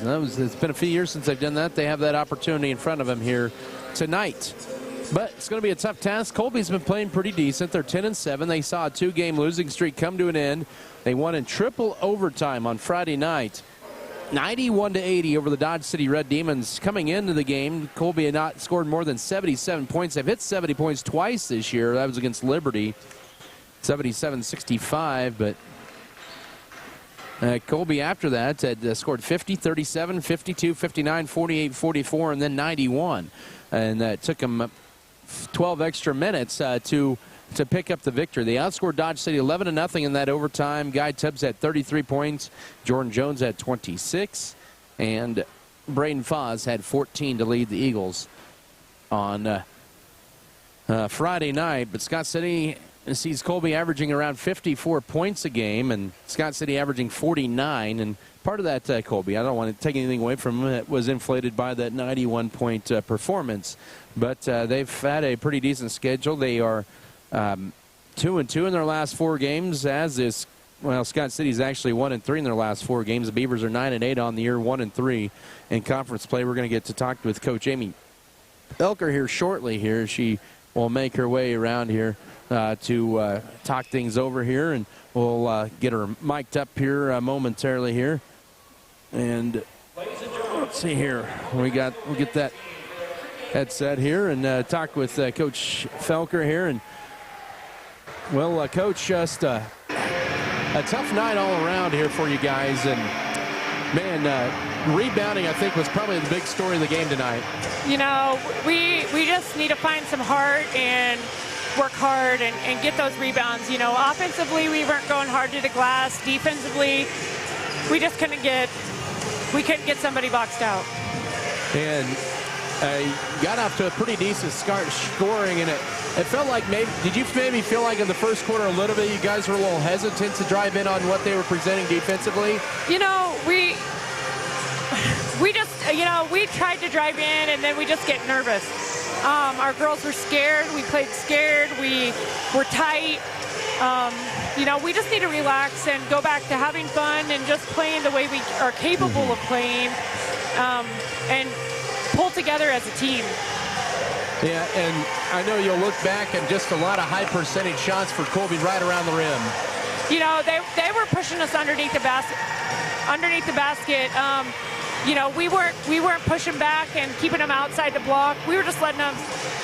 They were pushing us and telling us where we were going to go. We weren't trying to dictate them. It was good to see Erica get back to scoring a little bit of rhythm tonight. She led you guys with 8 points, and I know that hopefully is big for her confidence going forward. She's been working hard. Hopefully she has the confidence to knock some buckets down. Everybody just needs to regroup and be ready to bounce back for Thursday. But yeah, you only have one day to get ready for Hugoton, and they're coming off a tough loss as well. And kind of what do you guys do tomorrow to kind of get ready for Thursday, but also preserve your legs? We're going to work hard on rebounding. We're going to work hard on getting our offenses going. We just got to do a lot of team stuff and believe in ourselves. We're just not on the same page like we have been in a bunch of games. So we just got to make sure everybody's back together and ready to go on Thursday. All right, once again, Coach Amy Felker joining me. Coach, thanks again for the time. As always, we'll talk to you coming up here a few more times this week. All right, thanks, Adam. All right, once again, Coach Amy Felker joining me here as Lady Beavers drop a tough one here tonight by the final of 52-33. Girls finals in the league, 51-28 for Gidland over Lakin. Ulysses 53-21 over Hugoton, and Holcomb over Cimarron 57-41 here. We'll take a quick timeout, about a minute break, and we'll come back with your rest of your boys pregame here. Back in a minute. This is Beaver basketball.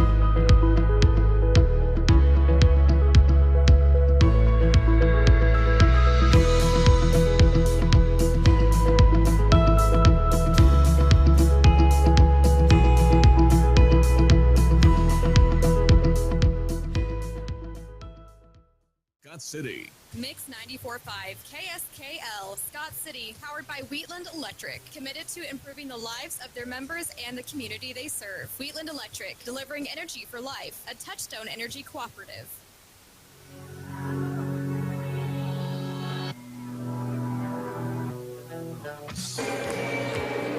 And we're back here inside the Colby Event Center here.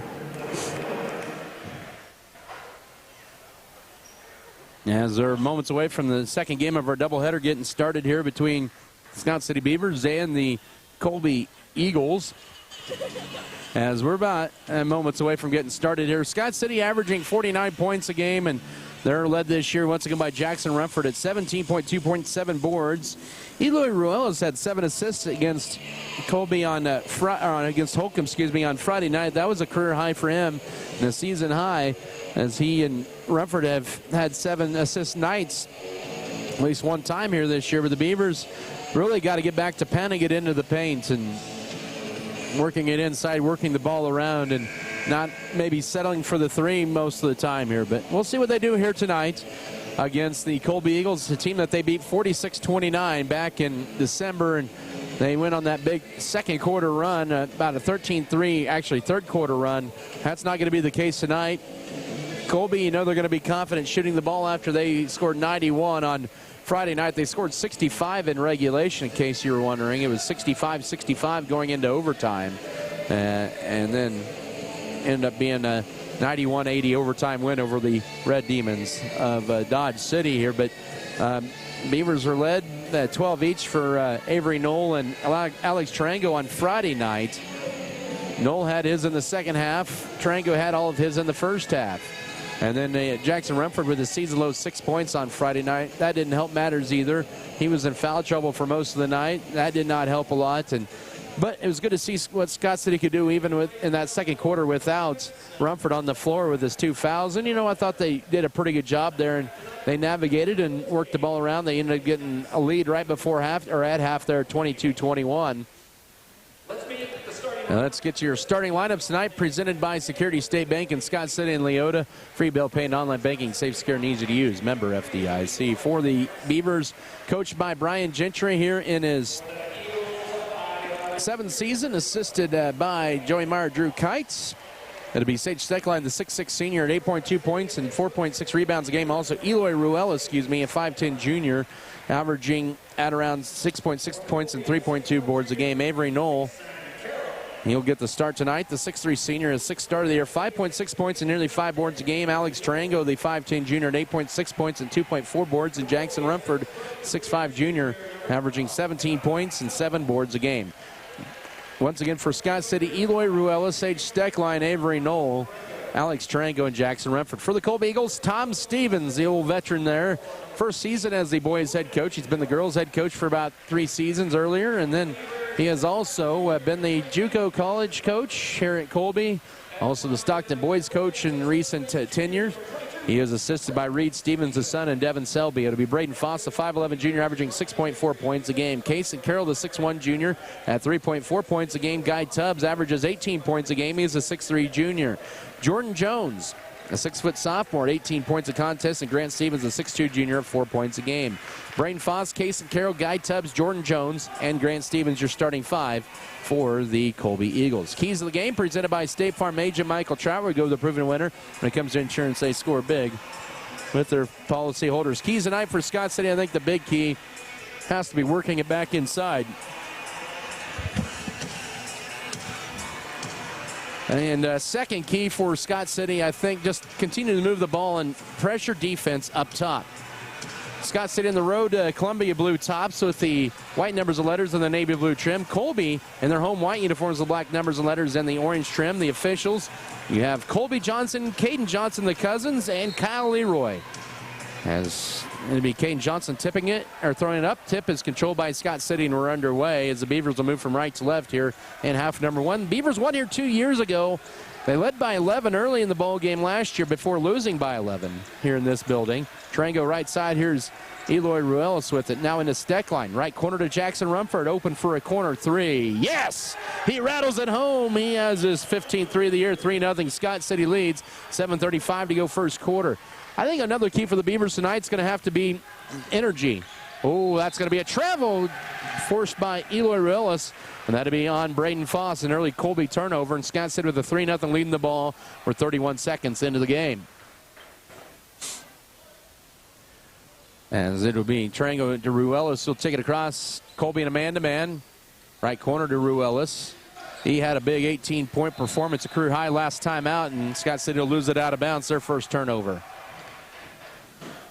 That was Ruelas' career high against Colby. Hit about 5 threes, I believe it was, in that game. Inbound into Guy Tubbs, and they'll work it around. Foss back to, Jordan Jones. 7:13 the first. The pass is intercepted, and a second turnover. Here's the lead pass down the floor. Avery Knoll, his layup is good, and it's 5-0. Scott City with 7:06 to go. Already 2 early turnovers on Colby. Knoll, who had his season debut against the Eagles right before the Christmas break. He had 5 in that meeting. He has a basket. Coming off a season high on Friday. Cason Carroll with it. He'll drive left. 5-0 Scott City. We've played about 70 seconds here in the event center. Third year that Scott City has played in this building. And intercepted by Eloy Ruelas on the pass. Ruelas is going to take this one. He gets a strip. Good recovery defense by Braden Foss. It'll still stay Beaver ball with 6:36 to go first quarter. Foss recovering on that. It's just stripped it out of Ruelas' hands as it'll be an inbound in by Ruelas. He'll get it out high to Alex Tarango. Turns down the 3. Looking to drive the foul line is cut off, and now with it is Ruelas. Drives to his left. He'll drive in on Tubbs. Wrap around to Rumford is too strong, and Scott City with their second turnover. Had the right idea there. Here's Jordan Jones weaving his way through. He'll drive in and wrap around right into the hands of Ruelas. Or the 4th Colby turnover. Here's 3-on-2 numbers. It'll be Avery Knoll splitting the defenders, going up. Baked it in for 2. He has 4. It's 7-0. Tom Stevens wants an early timeout. As right now Grant Stevens, who took the brunt of that shot, is on the floor here with 6:13 to go first period. Not enough. I guess is it an official timeout? But it's 7-0. Stevens is shaken up. He's underneath. He took the brunt of that layup attempt by Avery Knoll. He is still on the ground. With 6:13 to go first quarter. Colby will sub in Max Kirstenbrock, a 6'2 junior who averages 3.5 points. He had 14 against Stratton, Colorado the night after Scott City and Colby played. Good to see you. And Stevens is going to limp off under his own power. Colby's got a depth issue a little bit as well. They'll only go 1 or 2 off the bench. And when they lose one, is they're going to take Stevens to the locker room. Hopefully he's okay. It's 7-0 Scott City. There was no timeout issued because of the injury. And inbound now the timeout. You got to shut the music off. Here's a steal by Knoll. He'll kiss it off the glass. It's 9-0. Scott City 4-4 to begin this ball game. With 6 minutes to go first quarter. Oh, there they go. They get the music turned off. 5 turnovers and 6 possessions for Colby. Scott City 4-4 to begin this ball game as we're 2 minutes in. 9-0 your score. With it up top as Jordan Jones goes left to Max Kirstenbrock. Now left baseline to Jones. In Tubbs. Deflected. Stolen away out high to Foss. Guarded by Ruelas. Beavers off to a hot start. 4 of 4 shooting. Up 9-0. They've also forced 5 Colby turnovers. Jones on the release. Drains the 3, and they're on the board. Their first shot of the game. 9-3. 5.5 to go first quarter. Nice cut. Here's Avery Knoll. He'll kiss it off the glass. He has 8 in this first quarter. It's 11-3 with 5:24 to go first quarter. Both teams hot shooting. Colby's only attempted 1 shot, but Scott City 5 of 5 to begin this ball game. But right around the basket, Knoll's gotten his points, and he has 8. And Colby does not get it across in time, and that's their 6th turnover in their first 7 possessions. 5:10 to work here in the first quarter. Scott City with an 8-point lead in the ball, 11-3. Avery Knoll with it out high, tight man-to-man defense. Here's Jackson Renford up top, back right side to Knoll. They'll get it into Steckline. It's ball deflected as he's double-teamed. Scott City will lose it. Their 3rd turnover here in the first 3 minutes. With it is Jordan Jones out high, goes around the screen almost, and then he'll pull it out near half court, goes left with the pass over to Guy Tubbs. Tubbs is guarded by his good friend Jackson Rumford right high. It goes now to Case and Carroll back up top to Foss. Foss trying to set the offense up, an 8-point Scott City lead with 4:35 to go first quarter at 11-3. Tubbs flips it back to Jones, crosses over dribble, drives the foul line, pulls it back out right side to Foss, guarded by Steckline. Almost a reach-in foul there. Here's Foss going in. His runner is good over Steckline. Foss makes it 11-5 with 4:22 to go first quarter. And both teams have not missed a shot here in the first 3.5 minutes. Colby at just 2 of 2. Scott City at 5 of 5. Tarango with an entry feed into Rumford now driving in. Here's Knoll with a finger roll layup. He's got 10 already. And it's 13-5 at the midway mark of this first quarter. He is 5 of 5 from the floor. He has back-to-back double-figure games. As Braden Foss dribbles it out high. Colby is 2 of 2 from the floor, but they have 6 turnovers. Jones looking to drive. Bounce pass back up top to Tubbs. With 3:50 to go. Skip pass right side. Pump fake by Kirstenbrock. Bounce pass now in the right corner. Ball fake. Here's Carroll wanting to drive in. He's cut off. Needs help to avoid the 5 count as he uses up a dribble. And now to Tubbs. They'll lob it up top. It goes to Braden Foss with 3.5 to go first quarter. 13-5 Scott City. 6 of 6 of the Beavers to begin this game. Colby is 2 of 2.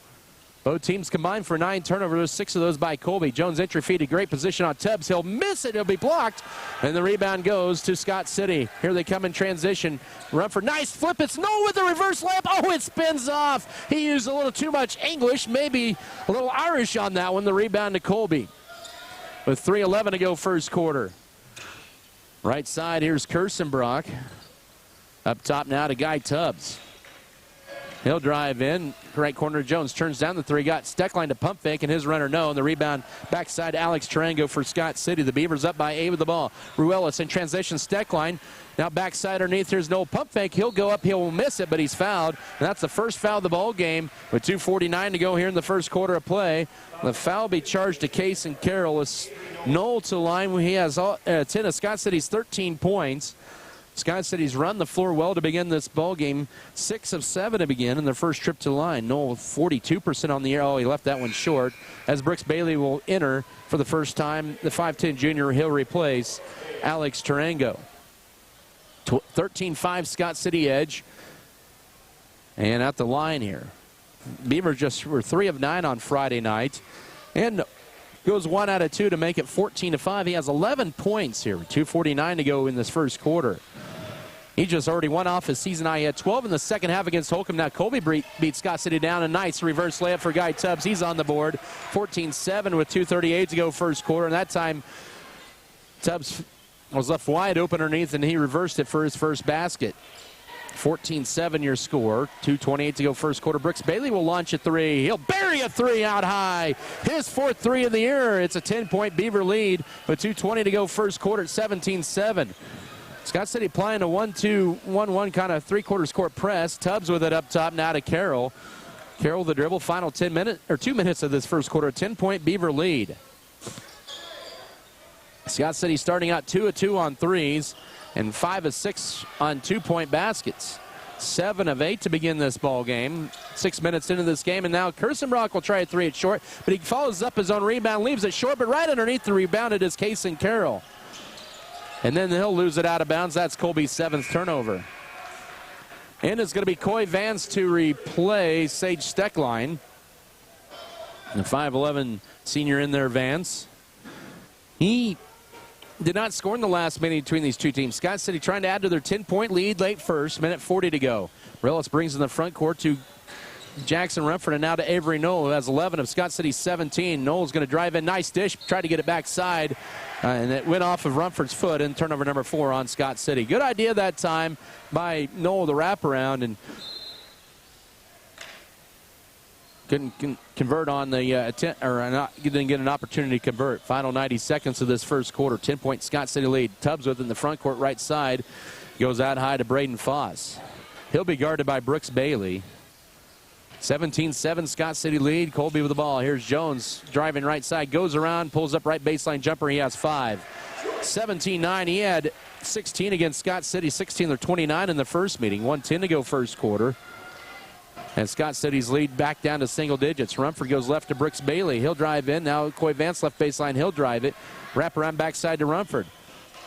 Now uses up a dribble. Final minute of this first quarter. Knocks it out, or throws it out high to Eloy Ruelas as they'll reset. 50 seconds to go first quarter. Scott City up by 8 with the ball. Up top is Colby man-to-man behind Bailey, but he'll pick it back up.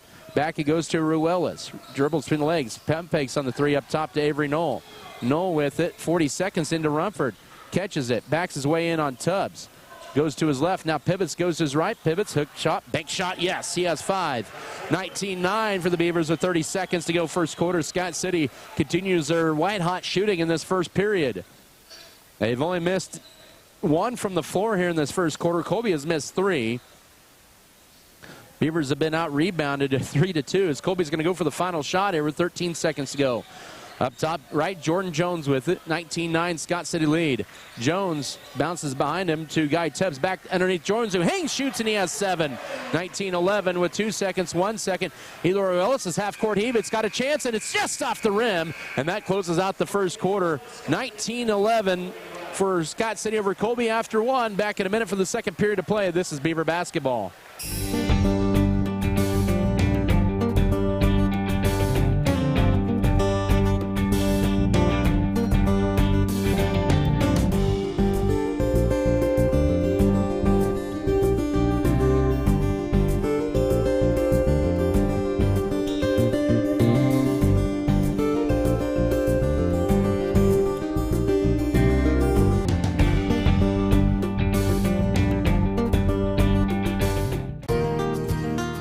National Bank of Scott City.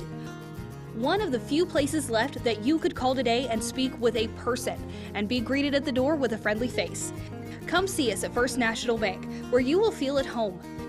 Let us help you with your banking needs, whether it be setting up a checking account, savings account, CD, or getting a loan for that new vehicle or home you have been dreaming about. Member FDIC, an equal housing lender. City. Member FDIC and equal housing lender. Scott City 8 of 10 shooting in that first quarter. Colby was 4 of 7. They weren't bad on their own, but 6 make that 7 Eagle turnovers help Scott City as the Beavers up 19-11 after 1. It's Colby's ball to begin the second quarter. It's good to see Grant Stevens back in. The 6'2 junior took a shot, it looked like maybe on a layup by Avery Knoll early in the ball game, but he's back in there. As Colby back with their starting 5. Scott City has 2 as Camden Volgamore is in for the first time. The Beavers are led by Avery Knowles, 11 points. Colby led by Jordan Jones with 7. With it is Foss. Little pump fake. He'll drive in on Bailey. Scott City did not commit a foul in that first quarter. Colby committed just one. So they're letting him play. Now Jones from just outside the right elbow hit soft bounce. No rebound ripped away by Jackson Rumford. His second board, as that was the first miss for Jones in transition. Ruelas' layup got a crawl in for two. He has his first basket, 21-11. 7:19 to go. The Beavers are now shooting 81% for the ball game here in the first 9 minutes of this one. Steckline to check in. Next dead ball for Scott City. Now Tubbs will stop and pop a three. Miss everything, but Foss underneath for the rebound. That's their third offensive board. Stevens for three. That is good. His first three-pointer of the night. Colby's second, 21-14, 7 minutes to go here in this first half. So you don't want to get Stevens hot. He can be pretty deadly from downtown. He did not score on Friday nights. He has a season-high 11 to Stevens. And now up top it goes to Volgamore. 6:44 into Rumford. Holds it, looking to back his way on Tubbs. Turns around, flips it up, and that'll just crawl off. And Tubbs the board for Colby. Scott City with a 7-point lead. Eagle ball, 90 seconds into the second stanza. Foss is bringing it across up top. Will go now to Jordan Jones. Jones will drive to his right. Cut off by Brooks Bailey up top. Now Carroll will try a deep three. Off to the left, and the rebound to Jackson Rumford. He has 3 boards now for the Beavers. That was Carroll's first shot attempt from the floor. Here's Rumford looking to drive in. Right corner to Brooks Bailey, who has the first quarter three. Back up top, it'll go now to Ruelas. 6:08 to go second quarter into Rumford. Holds it. Now looking for a cutter. He'll just turn around, fade away, and knock it down. He has 7. 23-14 with 5:58 to go first half. And the Beavers back up by 9. Avery Nolan, also Alex Trango to check in next dead ball. Strango got a lengthy rest. Foss with it. Up top to Jones looking to penetrate. Almost stolen away. 5:38 to go first half. Entry feed now. Tubbs has good position on Rumford. He'll lay it up, and he will not get it to go as it rimmed around a couple times.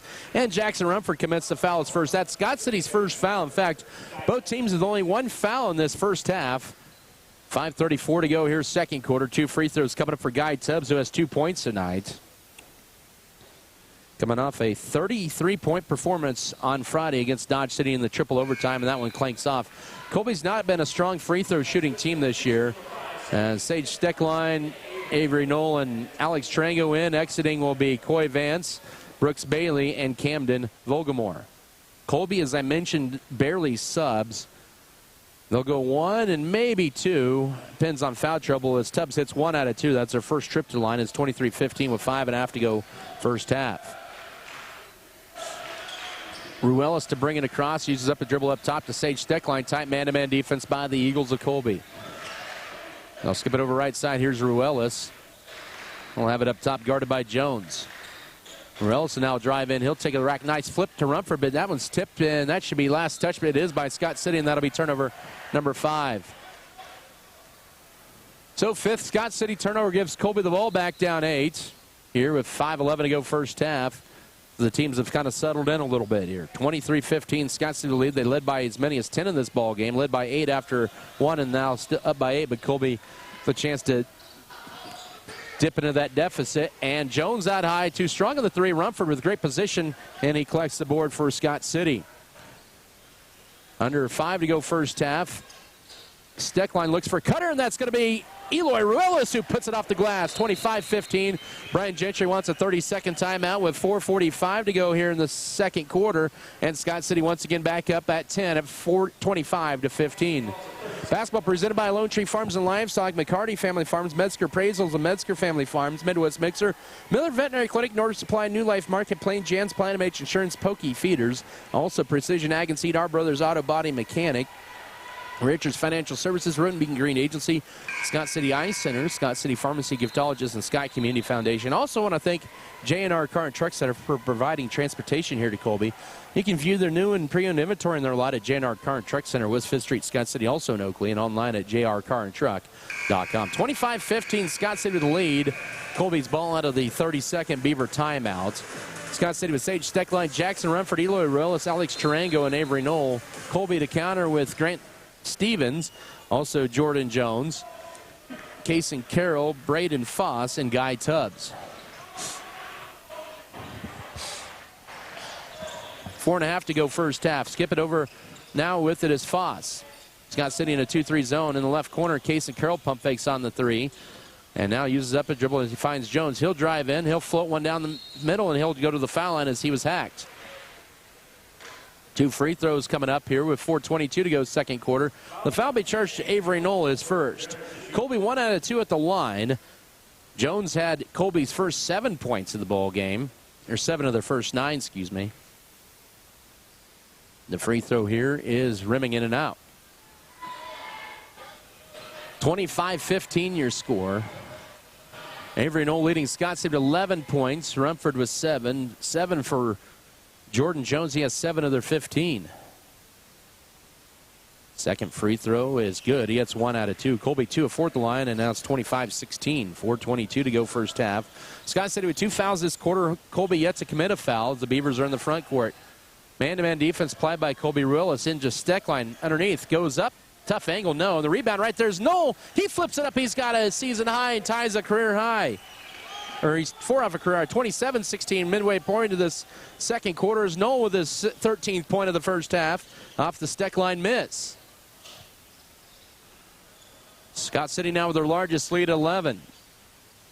3:50 to go first half. Jones bullet pass underneath the Carroll underneath. Pump fakes and goes up and misses it, but Guy Tubbs gets the putback. He has 5, 27-18 with 3:40 to go first half. And back down to single digits. The 4th offensive board by the Eagles this half. 4 of their 5 rebounds have been on the offensive end. With it here, 3.5 is Scott City in a 9-point lead. Right side to Tarango.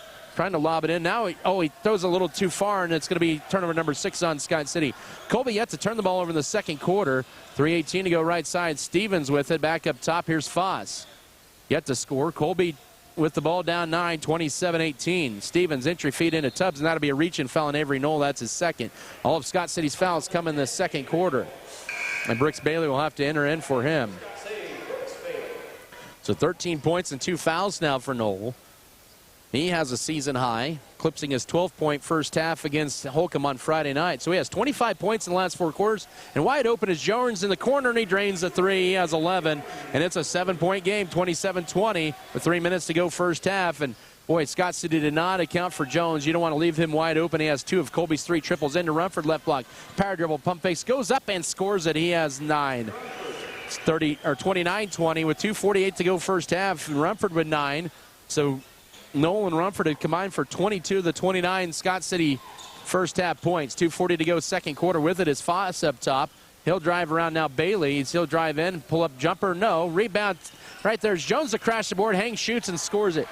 Colby is making a living on second chance opportunities and staying in this game because of that. 29-22 with 2:25 to go first half. Rumford now bounce pass left to Sage Steckline. Goes around the perimeter up top. It'll go. Here is Tarango driving in. Flips it back to Rumford. Right baseline. Cutting a Steckline. He'll lay it up and score it. Steckline with his first basket. 31-22. 2 minutes to go first half. Scott City back up by 9. You can hear Coach Gentry yell, you got a rebound, especially on the defensive glass. Colby with 5 of their 6 offensive boards in the first half. With it is Carroll up top. Minute 50 to go before intermission. Tarango guarding Jones, who has 13 points in this first half. And now Tubbs will blow by Rumford and lay it up. He has now 7. It's 31-24, the minute 40 to go first half. So Scott City's lead trimmed back down to 7. They've led by as many as 11 in this game. 90 seconds to go second quarter. Ruelas bounce past the Steckline, feed underneath the Bailey. His reverse layup at the glass. No rebound. To the hands of Tarango up top to Steckline. He'll drive down the middle, and he will lay it up and miss it. But Rumford rebounded, put back. Scott City with 3 opportunities that time. 33-24, 118. Now Colby down the other way. They'll throw it away right in the hands of Rumford. Their 8th turnover of the half. Scott City with the ball up by 9. Minutes in to go. Here's Steckline. He'll put it on the floor once. Now he'll penetrate, drive in, hangs, backside. Here's Tarango, puts it up and scores it. Tarango's first basket, 35-24, the minute 1 to go first half. Scott City cashes in on a turnover there.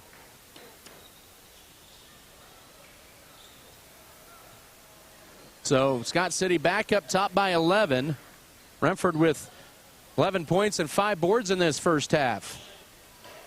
Colby with the ball, 40 seconds, go pull up right baseline jumper. Boy, a nice shot by Jones, 35-26, 38 seconds to go first half. Jones with 15. He has 8 in this quarter, 7 in the first. He leads all scorers. He has 15 of their 27 points. 28 seconds to go first half. With it is Ruelas up top, steps back. All right, looking to drive in. Dish underneath the run for deflected and maybe force that one. Turnover number 7. And now here comes Foss in transition. Shot up, no, but a foul. I think Scott City would have been all right with just going for the final shot. Now Colby with an 8-point deficit will have 2 free throws here at 35-27 they have with 16.7 to go before halftime. So 35-27 is your score, not 26. Foss to the foul line for 2 free throws. He hits that one. Colby is now 3 of 5 all in this quarter, 35-28. Cam DeVolgamore in for Eloy Ruelas, and back in is Max Kersenbrock with 16.7 to go first half. Scott City with 4 fouls in this quarter. Colby yet to foul in the period after they've only got 1 foul this entire first half. They've let him play for the most part here. The second free throw up, and that is rimming in and out and back in for Foss. He gets a nice hometown bounce, 35-29, 15 seconds. So Colby now with a 4-0 run back to within 6, the closest they've been in a while. Since early in the ballgame, Rumford with it with 8 seconds, trying to drive in, needs help, finds a Volgamore right side who reels it in. He'll try to drive in. He puts up the tough shot. No, rebound. Triangle couldn't get it. Saved by Colby, and that's your half. So Colby scores the final 4 points of the quarter, but Colby, as the Eagles are back to within 6 at the break, 35-29. We'll come back in 3 minutes with your halftime show. This is Scott City Beaver basketball. You don't know than homemade food. That's what you're going to get at Mom and Pop's Burger Stop. The dedicated team at Norder Supply is passionate about assisting our customers in achieving maximum net return per acre. That is how we define our success. Through unparalleled agronomic advice and best-in-class customer service, you can depend on us to do what is best for your operation. Ask them today about their spot-on service and how it can fill your needs. Norder Supply. Plain talk, exceptional results.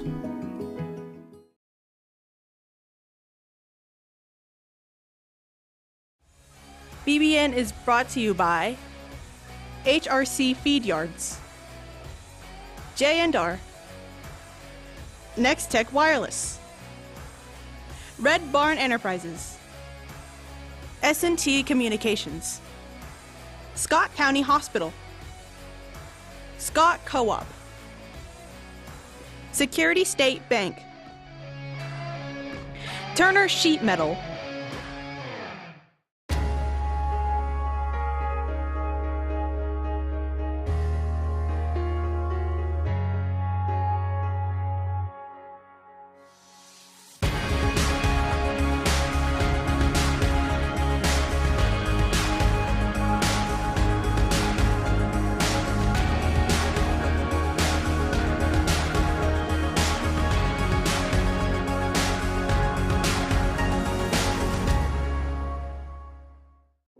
There's nothing more spacious than Western Kansas, and nobody closer than our communities.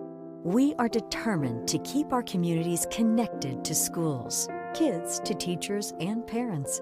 We believe a connected world is a better place. We are more than what we do for our hometowns.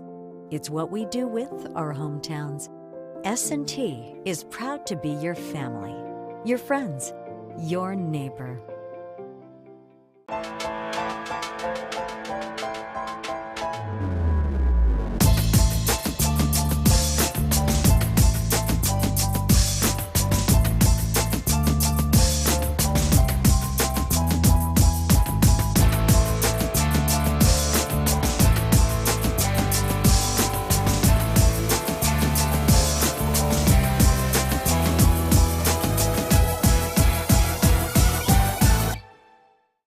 As your local community foundation, we are dedicated to preserving local wealth so the communities in and around Scott County will forever remain an attractive place to live, work, and raise a family.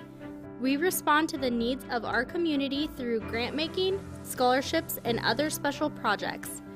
To learn more, visit us online at scottcf.org.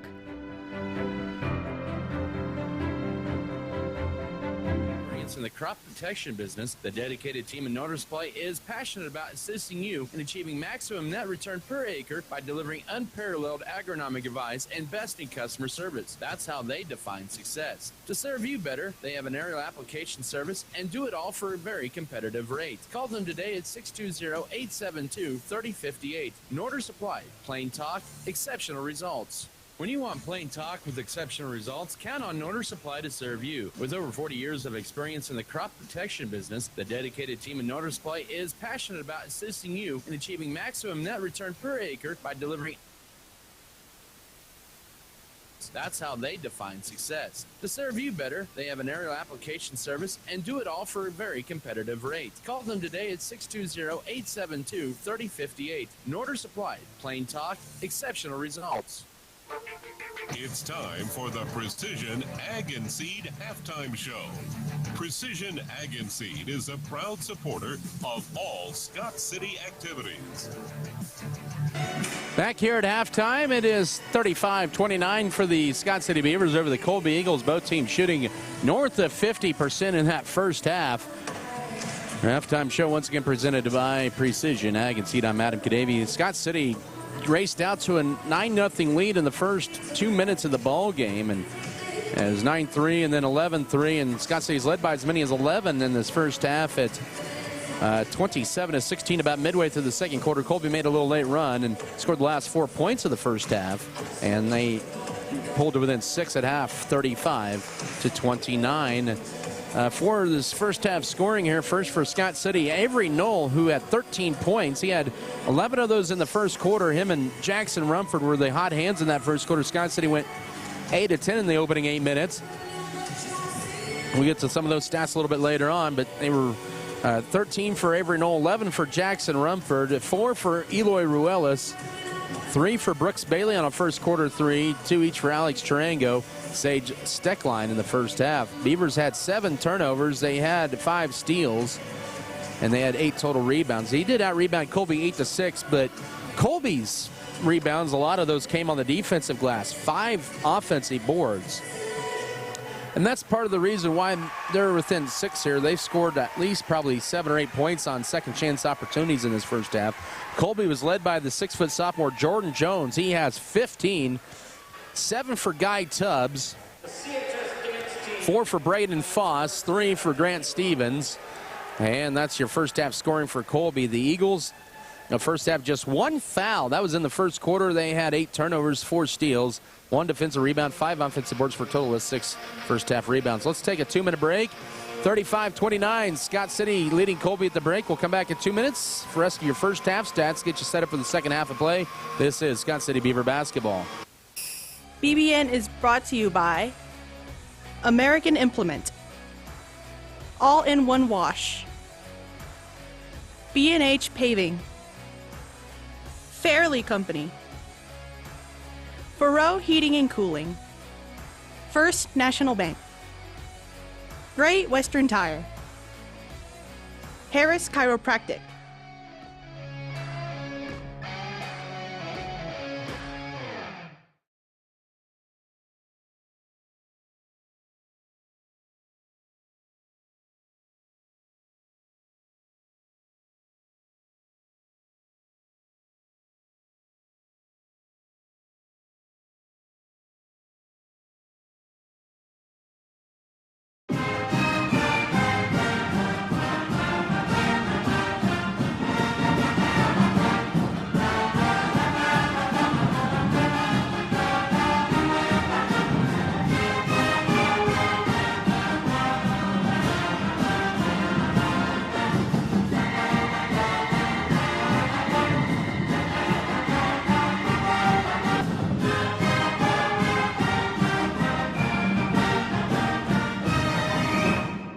Petty, get 1/2 off. Gift cards available at any location. Garden City, Dodge City, and Scott City. Your wallet will have a crush on the February and March specials from Gravity Wellness. Are you looking for a new banking relationship for your business or farm operation? Hi, this is Tyler Whittam, President of Western State Bank. By partnering with us, you'll benefit from quick local decision-making with flexible terms and customizable solutions. Personalized service you expect from your hometown bank, and all the technology and convenience you'd get with a big bank. We've been around for 50 years and we aren't going anywhere. If you're looking for stability, Western is where you belong. Visit with our loan officers today. Western State Bank, member FDIC, equal housing lender.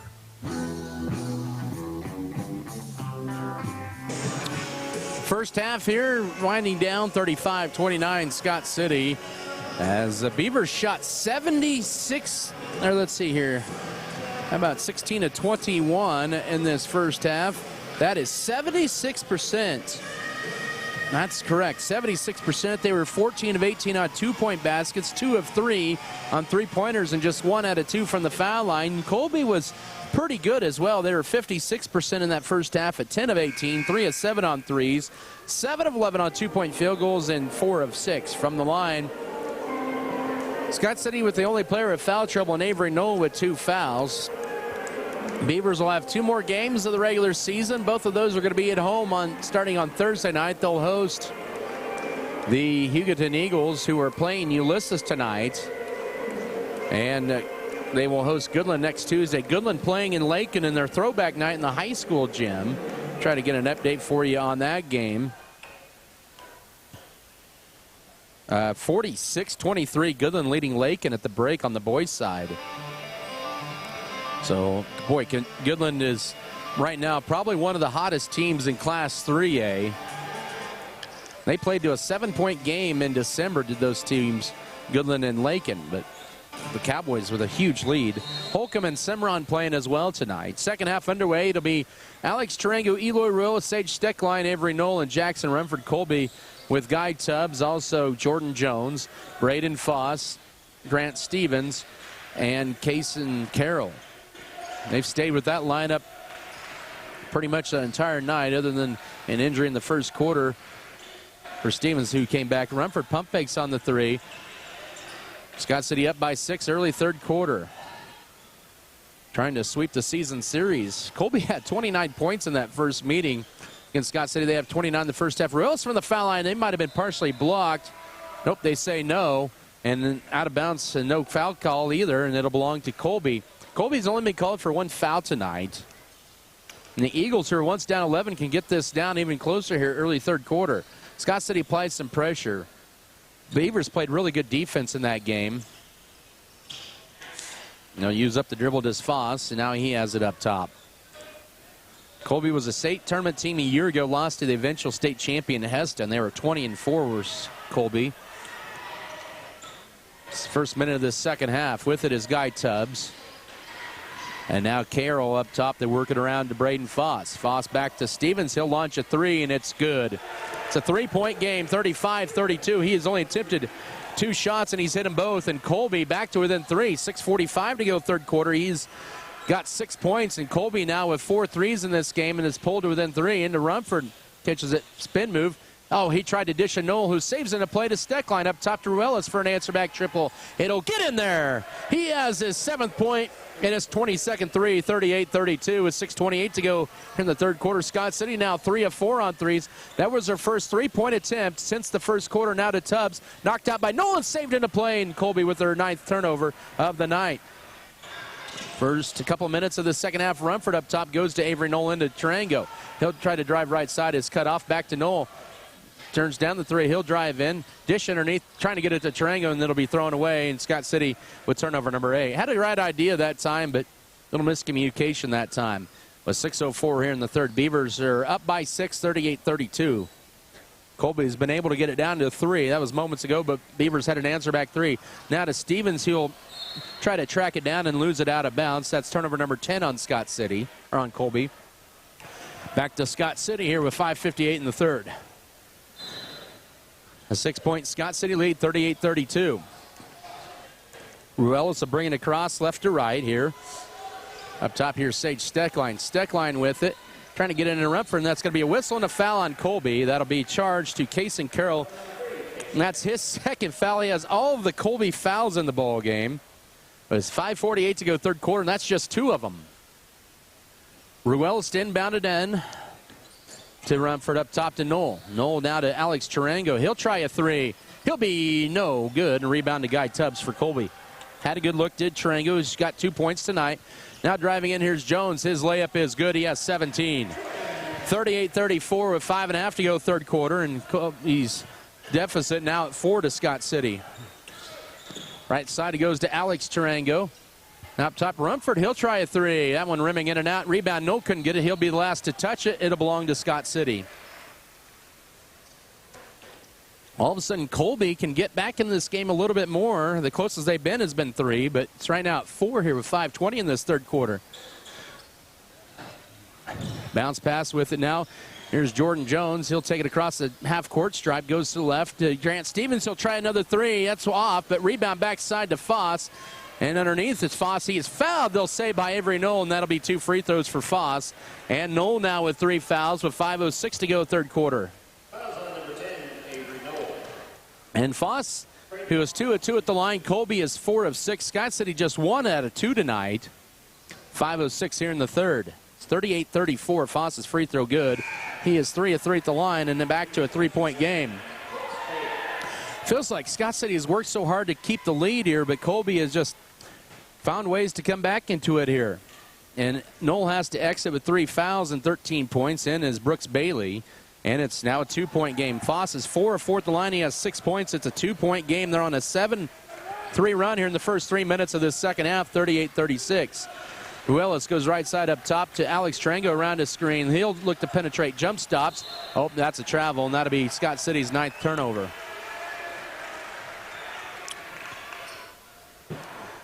And now Colby can take their first lead if they have a 3 or a 3-point play. Tubbs, DeFoss, who will bring it across. 38-36, Scott City with the lead, but Colby with the ball. 4:45 to go third quarter. Here's Jones with it up top, looking to penetrate. Steps back, guarded by Tarango out high. Left side to Foss. Foss will go to his right around the perimeter, trying to get it into Carroll, and they do, guarded by Ruelas, and they get a foul on him. And that'll be Ruelas' first and the team's second of the quarter.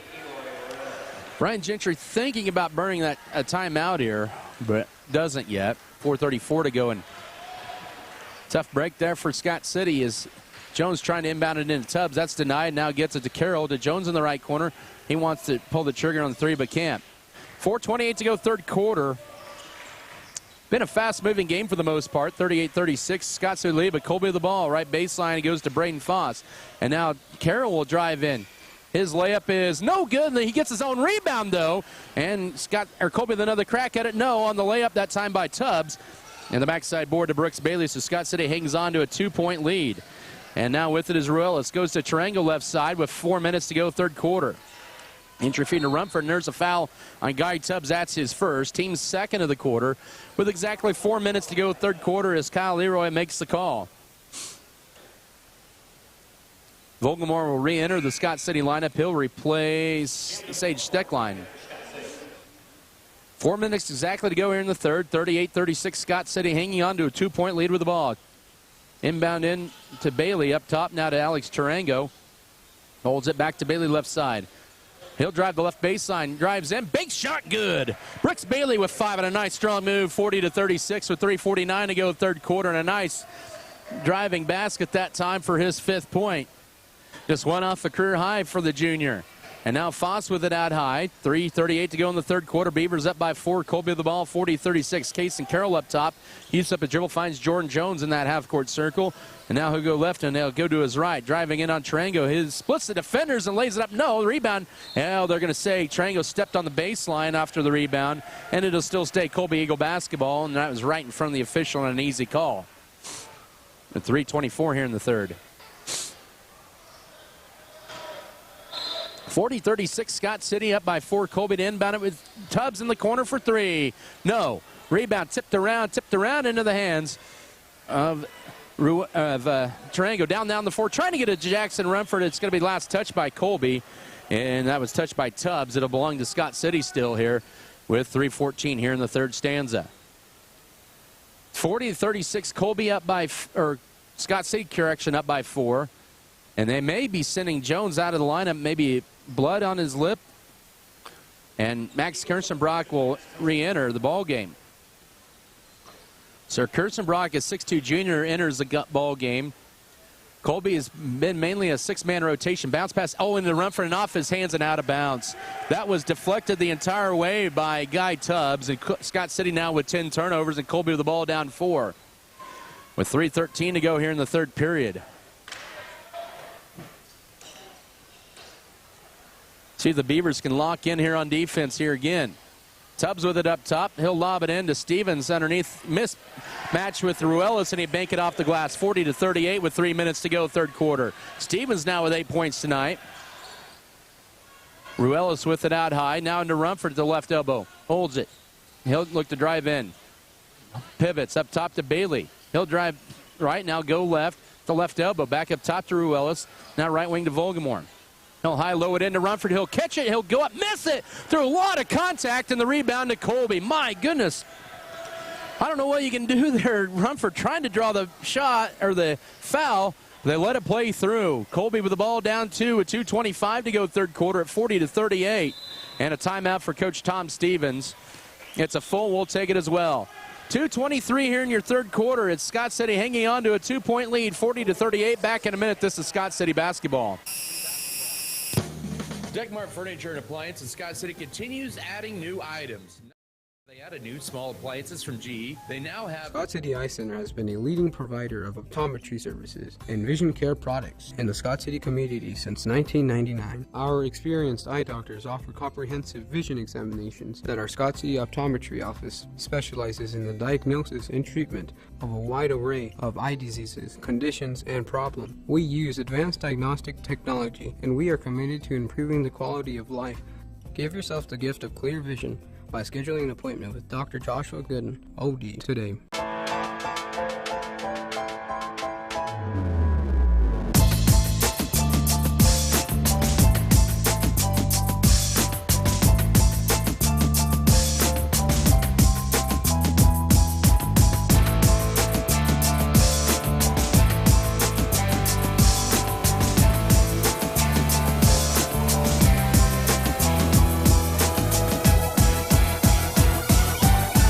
Allowed Jordan Jones to get back in here, but 2:23 to go third quarter. Out of the timeout with it. Tubbs back to Jones. Colby has not tied it or has not led it here tonight. Jones guarded by Bailey up top.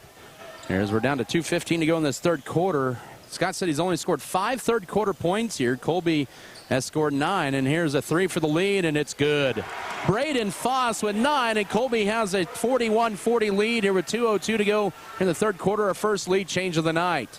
It's a 12-5 run here for Colby in this third quarter. Jackson Rumford with it as the Beavers play from behind for the first time tonight.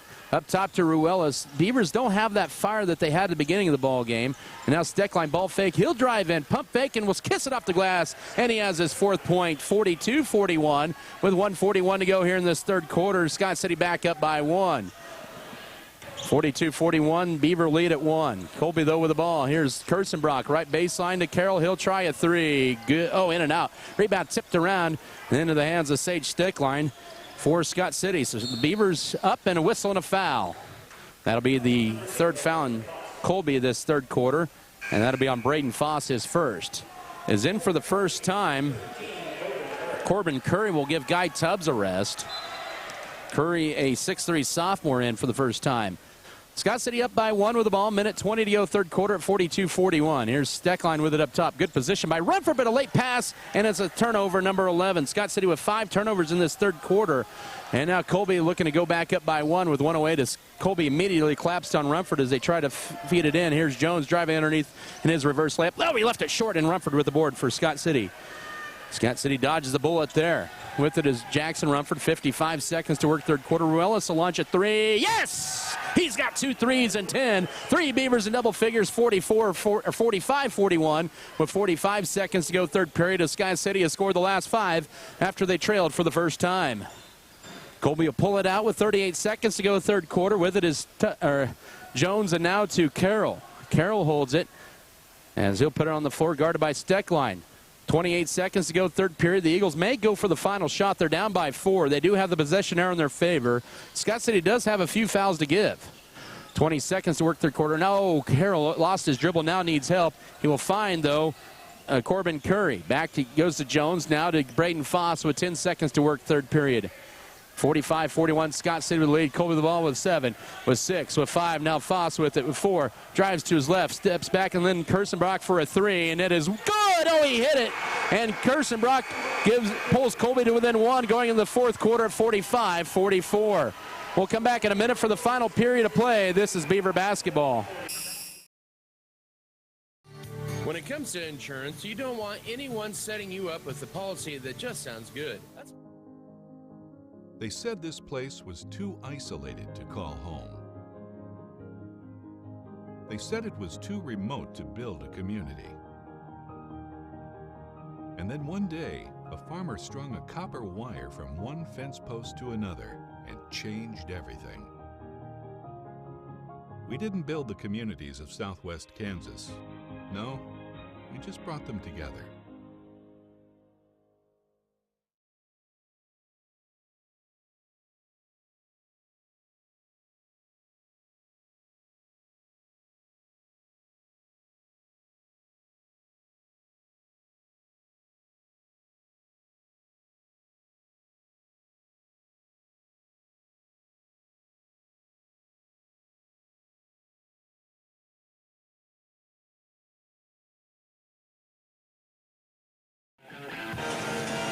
Colby hit the 3, and it'll be their ball to begin the fourth quarter at 45-44. Colby outscoring Scott City 15-10 in that third quarter. They led once at 41-40. Scott City then scored 5 in a row, but the Eagles with that 3 from Kirstenbrock, his first points of the night, gave Colby the lead back, or pulled him back to within 1. Now right corner it goes to Braden Foss. Scott City led. Avery Knoll 13, Jackson Rumford 11, Eloy Reynolds 10. Rumford did not score in that third quarter, either did Knoll. Colby led by Jordan Jones with 17. He only had 2 points in that third quarter. Braden Foss had a 5-point third period, now with 9. Here's Tubbs driving in on Rumford. Bodies up, pull up, bank shot, high off the glass, no. And the rebound to Sage Steckline backside for Scott City. Good defense by Scott City on the possession. First minute of this fourth quarter, the Beavers with the ball up 1. Here's Relis. Oh, that ball is kicked out of bounds. So he tried to feed it into Knoll a little quickly that time, and Braden Foss will go up the tunnel there to pick it up here with 7:17 remaining.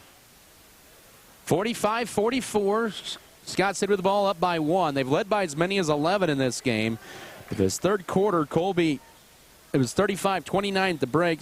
Scott City has led by no more than 6 in the second half. Nice dish off the glass to inbound into Knoll. He has 15 in a season high, 47-44. He continues the season high with 7:10 to go. Scott City needs to get back to getting the ball in around the basket, and a 3. No, but a foul in the corner. And Kirstenbrock will have 3 free throws coming up here with 7:05 to go. Team foul number 1 of the fourth quarter will be charged to Alex Charango, his first. Oh, don't ever foul the three-point shooter. Kirstenbrock with 3 free throws. We'll see how good he is at the line. He averages 3.5 a game. He hit that 3 to pull Colby to within 1. And that free throw rattles in on the line drive, 47-45. Colby now 7 of 9 from the line. Scott City has not attempted a free throw since the first quarter. Second free throw, that one's short, so to remain at least at the most a lead for Scott City. They got to box out here, though. Kirstenbrock with 4. He has the last 4 for Colby in this game. And it's good. He hits 2 out of 3, makes it a 47-46 game. First minute of this fourth quarter. Scott City with a little foul trouble. Avery Knoll with 3, and nobody else more than 2. Here's Knoll with it. Speaking of him, driving in, not underneath the Rumford. He'll go up and can't get it to go, but he's fouled, and Rumford will get 2 free throws coming up here with 6:54 to go. First foul in Colby this fourth quarter. Just their 5th of the ball game. Braden Foss picks up his second foul. Rumford looking for his first points of the second half. 74% at the line. Free throw good. He has a dozen. 48-46, 6:54 to go. He's now been in double figures 16 of the 18 games this year. Free throw is short. Scott City now just 2 of 4 at the line as that rebound in the hands of Case and Carroll. It's a 2-point lead for Scott City. Colby's ball. We've never been tied, but we've had the lead exchange twice. Low pass, but picked up by Foss with 6:41 to go. Now With it is Carroll back to Foss, right wing guarded by Ruelas. Wants a screen, will go to his left. Now he'll drive in, his floater for the tie. No, the rebound Steckline for Scott City has it ripped out of his hands, and then they'll call a hack on Colby's case. Nope, they're going to get that on Guy Tubbs, his second of the fourth period. Good defense that time by Scott City. The Beavers with a 2-point lead in the ball. We're 90 seconds into this fourth quarter, 48-46. Ruelas up top, gets a screen, goes to his right. And finds a cutting Steckline, trying to back his way in, kick it underneath the Knoll, who put it up, leaves it short, tipped around, and it's loose, picked up by Steckline. He'll put it on the floor once.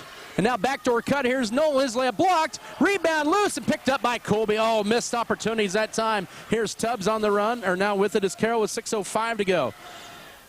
Scott City missing a couple opportunities that time, and now whistling a travel. That'll be Colby's 11th of the night, and the Beavers with the ball in a 2-point lead here with 5:59 to go.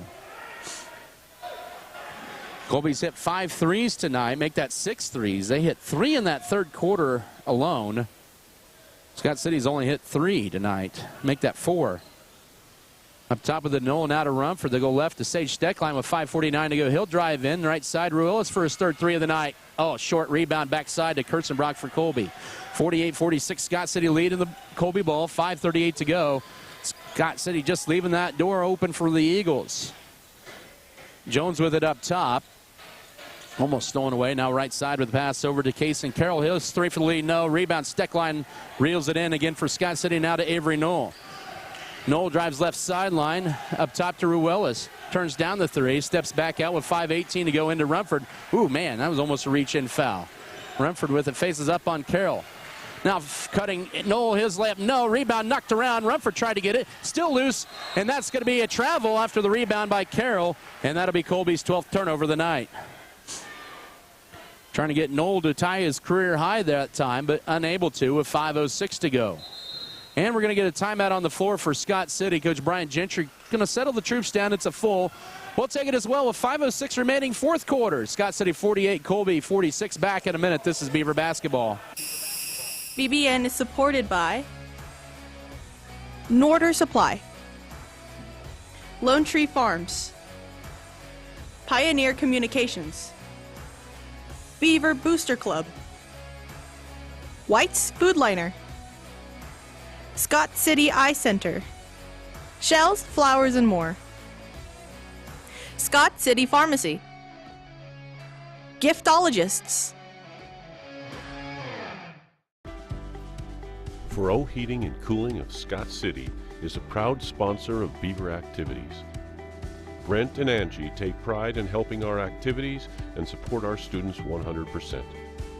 They can also help you with any heating and cooling needs that you have. Give Faro Heating and Cooling a call at 620-872-3508 and see if they can help you with your needs today.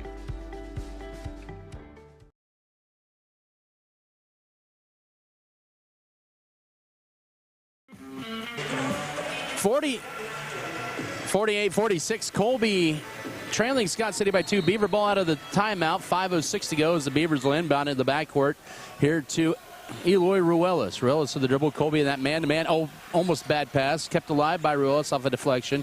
He'll pull it back out. He's guarded by Jordan Jones. Now the backdoor cut. They get no. The reverse layup. He's tied a career high with 17. 50-46 with 4:50 to go. And Scott City hits the 50-point mark for the first time in a while since the Cimarron game on the 26th of January. Deflected by Steckline and a steal. Here's Steckline going the way. His reverse layup. No, but a foul. Scott City forces Colby into their 14th turnover, and we'll have 2 free throws coming up. Case and Carroll now with his third foul with 4:39 remaining, and that is team foul number 3 of the fourth quarter for Colby. Steckline's first of 2 free throws. Oh, rims in and out. He has 4 points tonight, averages 8 a ball game. Scott City at the line now is 2 of 5. Colby is 8 of 11, and Steckline knocks down 1 out of 2 and makes it a 51-46 game with 4:38 to go. So Scott City back up by 5. Jones with the ball. He has 17 to lead the Eagles. Knoll is tied a career high with 17 points. He has 29 points over the last 2 ball games.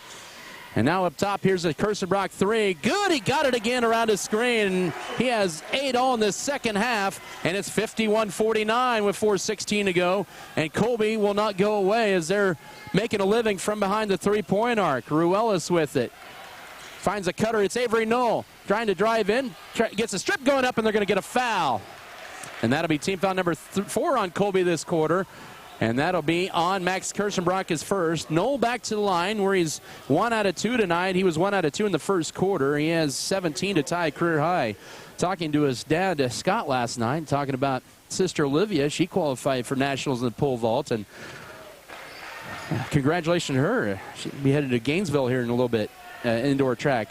Knoll now with a new career high 18, 52-49 with 4:04 to go. So mentioned Knoll now with a new career high 18 points. He had that against 17 against Ulysses a year ago, and he sinks them both 53-49 halfway through this fourth quarter. And Colby hitting their three-pointers in the second half. All of a sudden, Scott said he needs to be a little bit stronger around the perimeter. They get it into Tubbs, who looks to back his way in, cut off. Now Jones for a three. Good. And it's all of a sudden a one-point game, 53-52. Colby with back-to-back threes, they're 2-1 with 3:45 to go, 53-52. Knoll trying to feed it into Rumford. He gets it deflected, and it's still loose. Picked up, though, by Rumford, and he gets a timeout with 3:38 to go. And it will be, how long? A 30-second timeout. So Scott City cannot put Colby away. Scott City led by 5 and then by 4 and now by 1 as we're down to 3:38 to go. Basketball presented by True North Cafe, Turner Sheet Metal, Vorgamore Family Farms, Western Kansas Insurance, Western State Bank, Wheatland Electric, White's Food Line, Wilkins Physical Therapy, and Winterland Farms. 53-52, Scott City hanging on to a 1-point lead over Colby here with 3:38 remaining in this one. Beavers are down to 2 timeouts left. Possession error does favor Scott City. Fouls Colby with 4, Scott City with just 1. But Colby is lit it up from downtown in this second half. They have 4 threes in this second half, 2 of those by Kirstenbrock, and they have 7 for the ball game. Off the screen, here's Tarango up top, back to Ruelas. He'll try an answer back 3. No, and the rebound to Guy Tubbs. And then stolen away. Oh, Tarango threw it away, out of bounds. It'll still stay with Colby with 3:24 to go. And Colby looking for their first lead since they led 41-40 late third quarter. 3:23 to go in this one. Scott City with a 1-point lead. Colby with the ball, 53-52. Jones, who just hit it 3 moments ago with the ball, goes right to Braden Foss. Foss with it, looking for a screen. Now he'll drive into the right elbow, right side to Carroll. Back up top to Foss and now to Jones. With 3 minutes to go in this one. Jones looking to feed it left side. Here's Tubbs driving in his bank shot. Good, and Colby is back on top. Tubbs with 9, 54-53, 2:55 to go. If you're Scott City, you don't need to panic here, as it's Colby's first lead since 41-40. Now cutting, ball deflected and a turnover up top. 11 Scott City turnover. Here comes Kirstenbrock. His Euro step layup, good. He has come to life in the second half, 56-53, 2:40 to go. Here's Steckline, the layup is good on the other end. 56-55, Beavers 2-1, 2:35 to go. But Colby back up top by 1 as they ended their 7-0 run. Did Steckline, he has 7 points tonight. Scott City will need to start fouling here. They only have 1 foul in this fourth quarter. Colby, they'll just take the air out of the ball with a 1-point lead. Now back to, here's a 3 for Foss. He hit it! 59-55, and Colby their largest lead here. They've hit 3 threes in this fourth quarter with 2:10 to go. Tarango up top to Avery Knoll. Goes left to Steckline and now to Eloy Ruelas. Lobs it to Rumford at the left block. He looks to back his way in. Bank shot, good through contact. He has 14, 59-57, 1:57 to go. Scott City back to within 2, and they need to play some pressure defense. Now down by 2. Minute 50 to go, and they almost force a turnover. Now they have an easy layup. Here's Tubbs. He is blocked. That time by Sage Steckline, and no foul, and it'll stay Eagle basketball. Good recovery that time by Steckline. With 1:44 to go as Grant Stevens re-enters the Colby lineup. He'll replace Kason Carroll. So Kirstenbrock has 10 points all in this second half, and all in the last 8 minutes. Colby trying to inbound it in. They get it to Stevens. He'll drive in. And up top, Kirstenbrock turns down the 3. Now right side to Foss here. Wouldn't be bad to start fouling if you're Scott City. You only have one foul in this fourth quarter. Jones with it with 1:30 to go. Ruelas only has one foul. Maybe a foul wouldn't be bad. Start fouling, and now the pass into Tubbs. Back out here with Foss. He'll try a three. Heat check time, no, but rebound Tubbs, and he shot no. A lot of contact in the rebound to Scott City. Oh, my, the Beavers caught a break there. 1:12 to go, and then Scott City will throw it away. Oh, they're their own worst enemy sometimes with 1:10 to go. And Colby will burn a full timeout here with 1:10 to go. Colby up by 2, 59-57. We'll come back in a minute. This is Beaver basketball.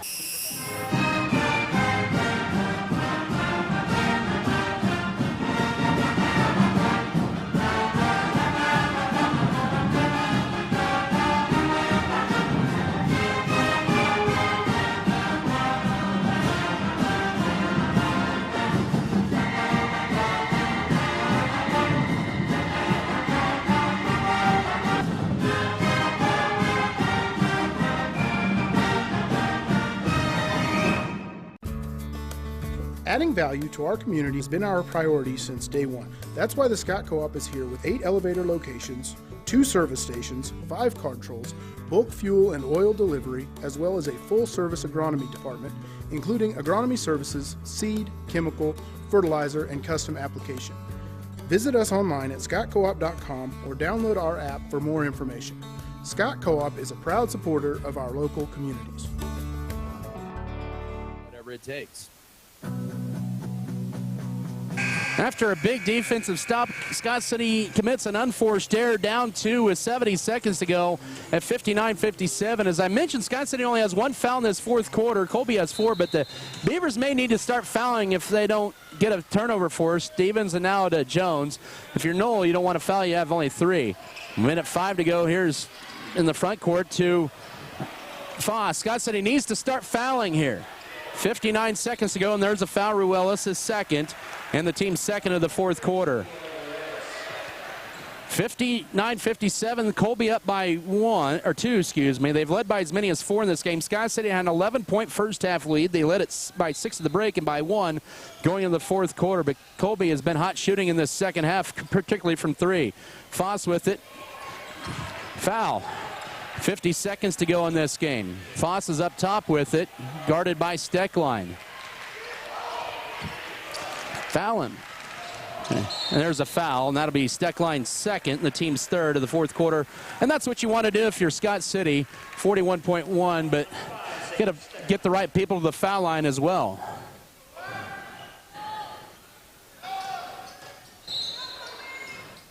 .1 to go. Jones to inbound it in, and that one, Kirstenbrock with it. He's been almost automatic from line. A trap out high, and a timeout for Coach Tom Stevens. He will burn one of his 32nd timeouts left. He has a full and a 30 left with 35.8 to go. Scott City down by 2 at 59-57. This is one that Scott City, boy, started out red hot shooting, but changed things, or weren't really as aggressive in that third quarter as they were in that first half. And, credit to Colby a little bit. They made the defensive adjustments here. But Scott City had their opportunities. They led by 5 here in this fourth quarter, 51-46. Since then, Colby's hit about 3 threes since then, and that's really what has propelled them. They've hit 3 threes in this fourth quarter. The threes are what's put them ahead in this one with 35.8 to go. Colby to inbound it out of the timeout. Both teams with 2 timeouts remaining. Both have Scott City has 2 fulls. Colby has a full and a 30. Possession error favors the Beavers. They'll inbound into Stevens. Rumford fouls for the second time. And that's the final foul to get for the Beavers, and with 34.5 seconds to go. You don't want to foul Stevens. I think if Scott City want to foul, maybe try to foul Tubbs or Foss. But Foss is 4-4 from the line tonight. Jones to inbound it up top to Kirstenbrock, and now with it is Foss, and they get a foul with 31.2, and that'll send Foss to the line where he's 4 for 4. He has 12 points tonight. Ruelas fouls for the 3rd time here. So that's the 5th team foul of the fourth quarter here with 31.2 to go, and 2 free throws coming up for Braden Foss. He has stepped up big in this second half. 2 free throws. He has 12 points tonight for Colby and make it 13, and it's 60-57. 31.2 to go. Colby has been very good at the line tonight. They're now 9 of 12 at the line. And 9 of 13, but Stevens with an offensive rebound and a foul on Vance. And Stevens will get 2 free throws. Oh, Scott City really killing themselves on the glass here on that possession. Steckline with his 3rd foul, 29 seconds to go. And Stevens, who's a very good free throw shooter, with 7 points tonight.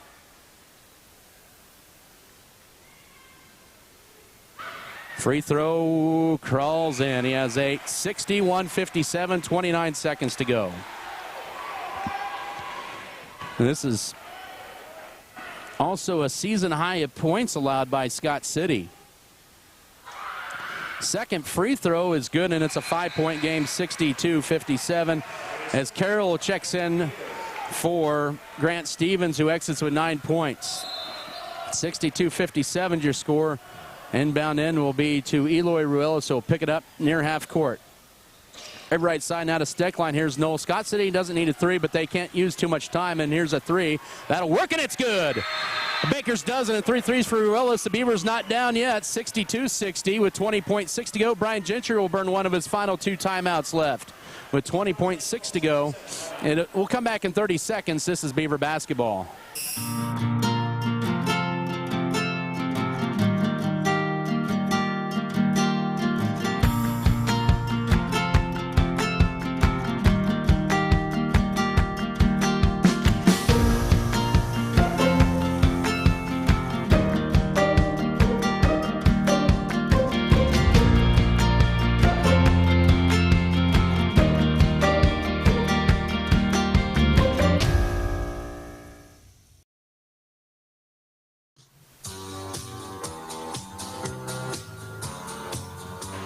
(62-60), Colby up by 2. The Beavers, by the way, this year in games decided by 5 points or less, they're just 2-4. They're trailing here with 21.1 to go. Holcomb beat Cimarron tonight, 56-39. Also some other finals in the GWAC here. Don't have a Hugoton Ulysses final yet. Trying to get a Goodland and Lakin updates. Goodland was all over Lakin in the first half. 63-41 Goodland going into the fourth quarter, all over Lakin. 62-60 Colby up by 2. It's an 18-15 run in the fourth quarter for the Eagles. And Scott City with 1 timeout left applies the full court pressure. Kirsten Brock to inbound it in, and he gets it in to Jones, guarded by Knoll. And they have a triple team and a reach-in foul with 16.2 to go, and that'll send Jordan Jones to the line for 2, where he's 1 out of 2 tonight and has 20 points. Knoll now with 4 fouls with 16.2 to go. Little things in this second half have added up here for Scott City. The three-point shooting for Colby, they got hot. And then the three-point the three-point foul shots, where Colby at 2 out of 3, and Jones calmly sinks the free throw. 63-60, 16.2 to go.